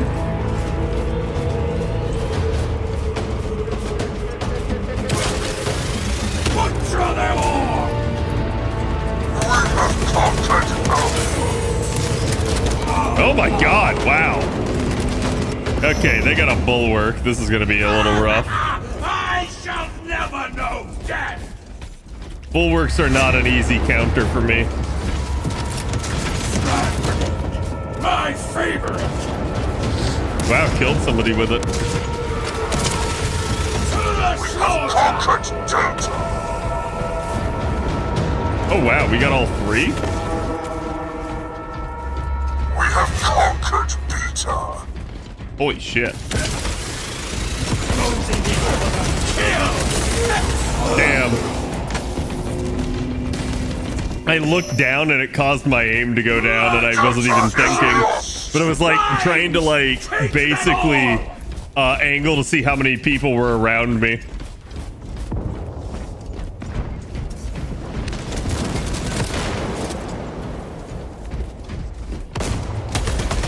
I am reloading!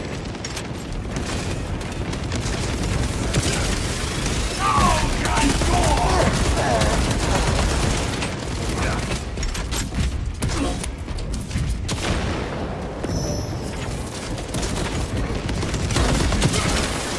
Cooking my bread!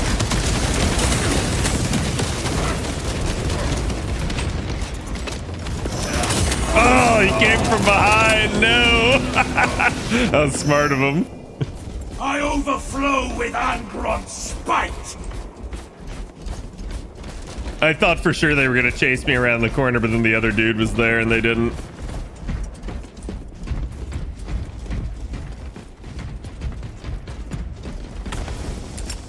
Frag grenade!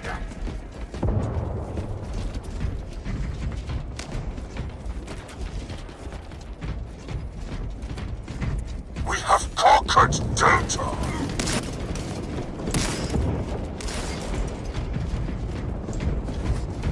Yeah, they went for Alpha. To the slaughter!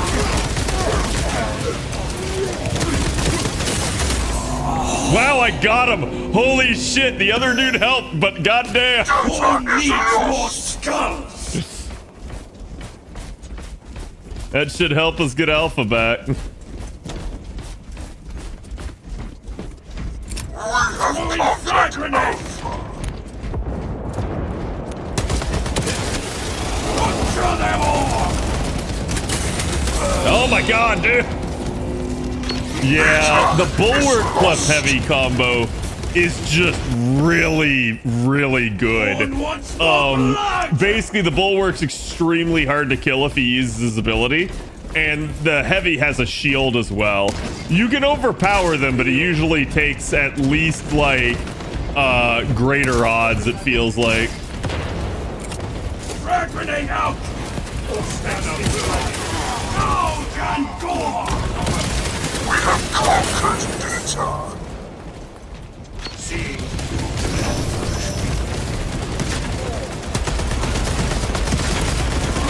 New magazine is ready!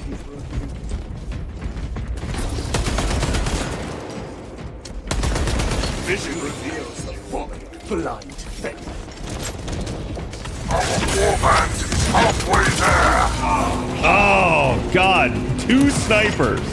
I'm getting shot from one that appeared right next to me, and then I get shot from behind. Who needs more skulls? You ain't winning in that scenario.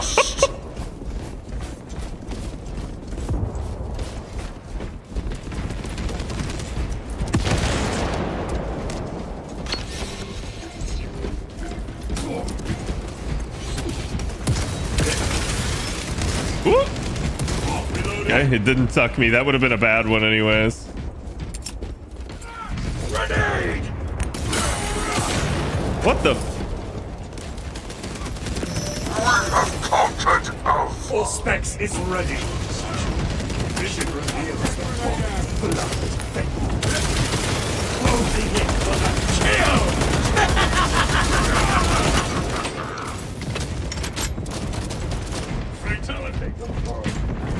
Feel it.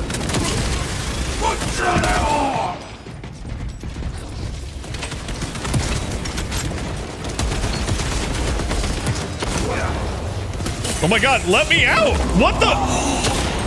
Okay, that's gotta be a bug. Cause I've noticed, like, sometimes if you're aimed down sight like that and you're reloading, it locks you into it. And you can't get out of it. Reloading. Nice.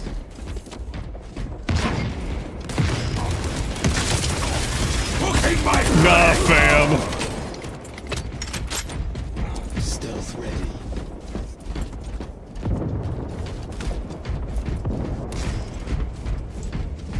We have conquered Delta. Now is the time.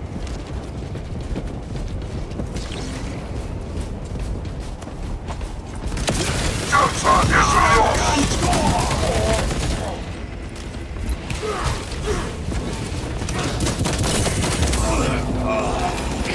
I hate bulwarks. Like, they are kind of my counter as a Vanguard a little bit, but like, even on other classes, Vanguards or bulwarks just give me fits because like, as long as they're shielding, you do no damage. It's not even like reduced; it's 0. And I do think that needs to be nerfed.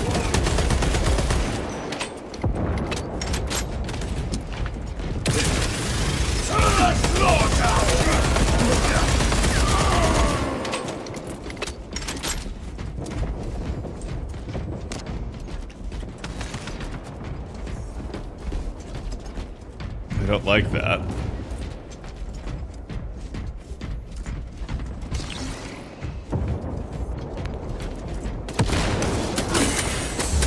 Yeah, and I was waiting on him wherever the hell he was, and he comes out like perfectly behind me.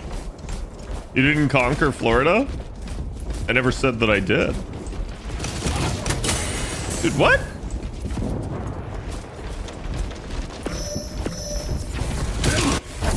Okay, we won anyways. I was gonna say, it also didn't give me the grapple chance on him. So it is what it is. Yeah, 3 for 3, chat. We're doing good. I think I will end it here tonight, though. Let me see who I'll be on, who I can share some love with. I'm gonna send you guys over to Mr. Fino. He's on tonight. He is playing some Golden Sun. So, again, thank you guys for being here tonight. You guys know I always appreciate the support, even when I'm playing variety stuff like this. We'll be back tomorrow. I do want to do some recording. We'll see. But I definitely need to think about that a little bit. So it's going to be a thing. But again, thank you guys for all the support. You know, I appreciate it. I will see you guys tomorrow. Go give Mr. Fino my love and good night.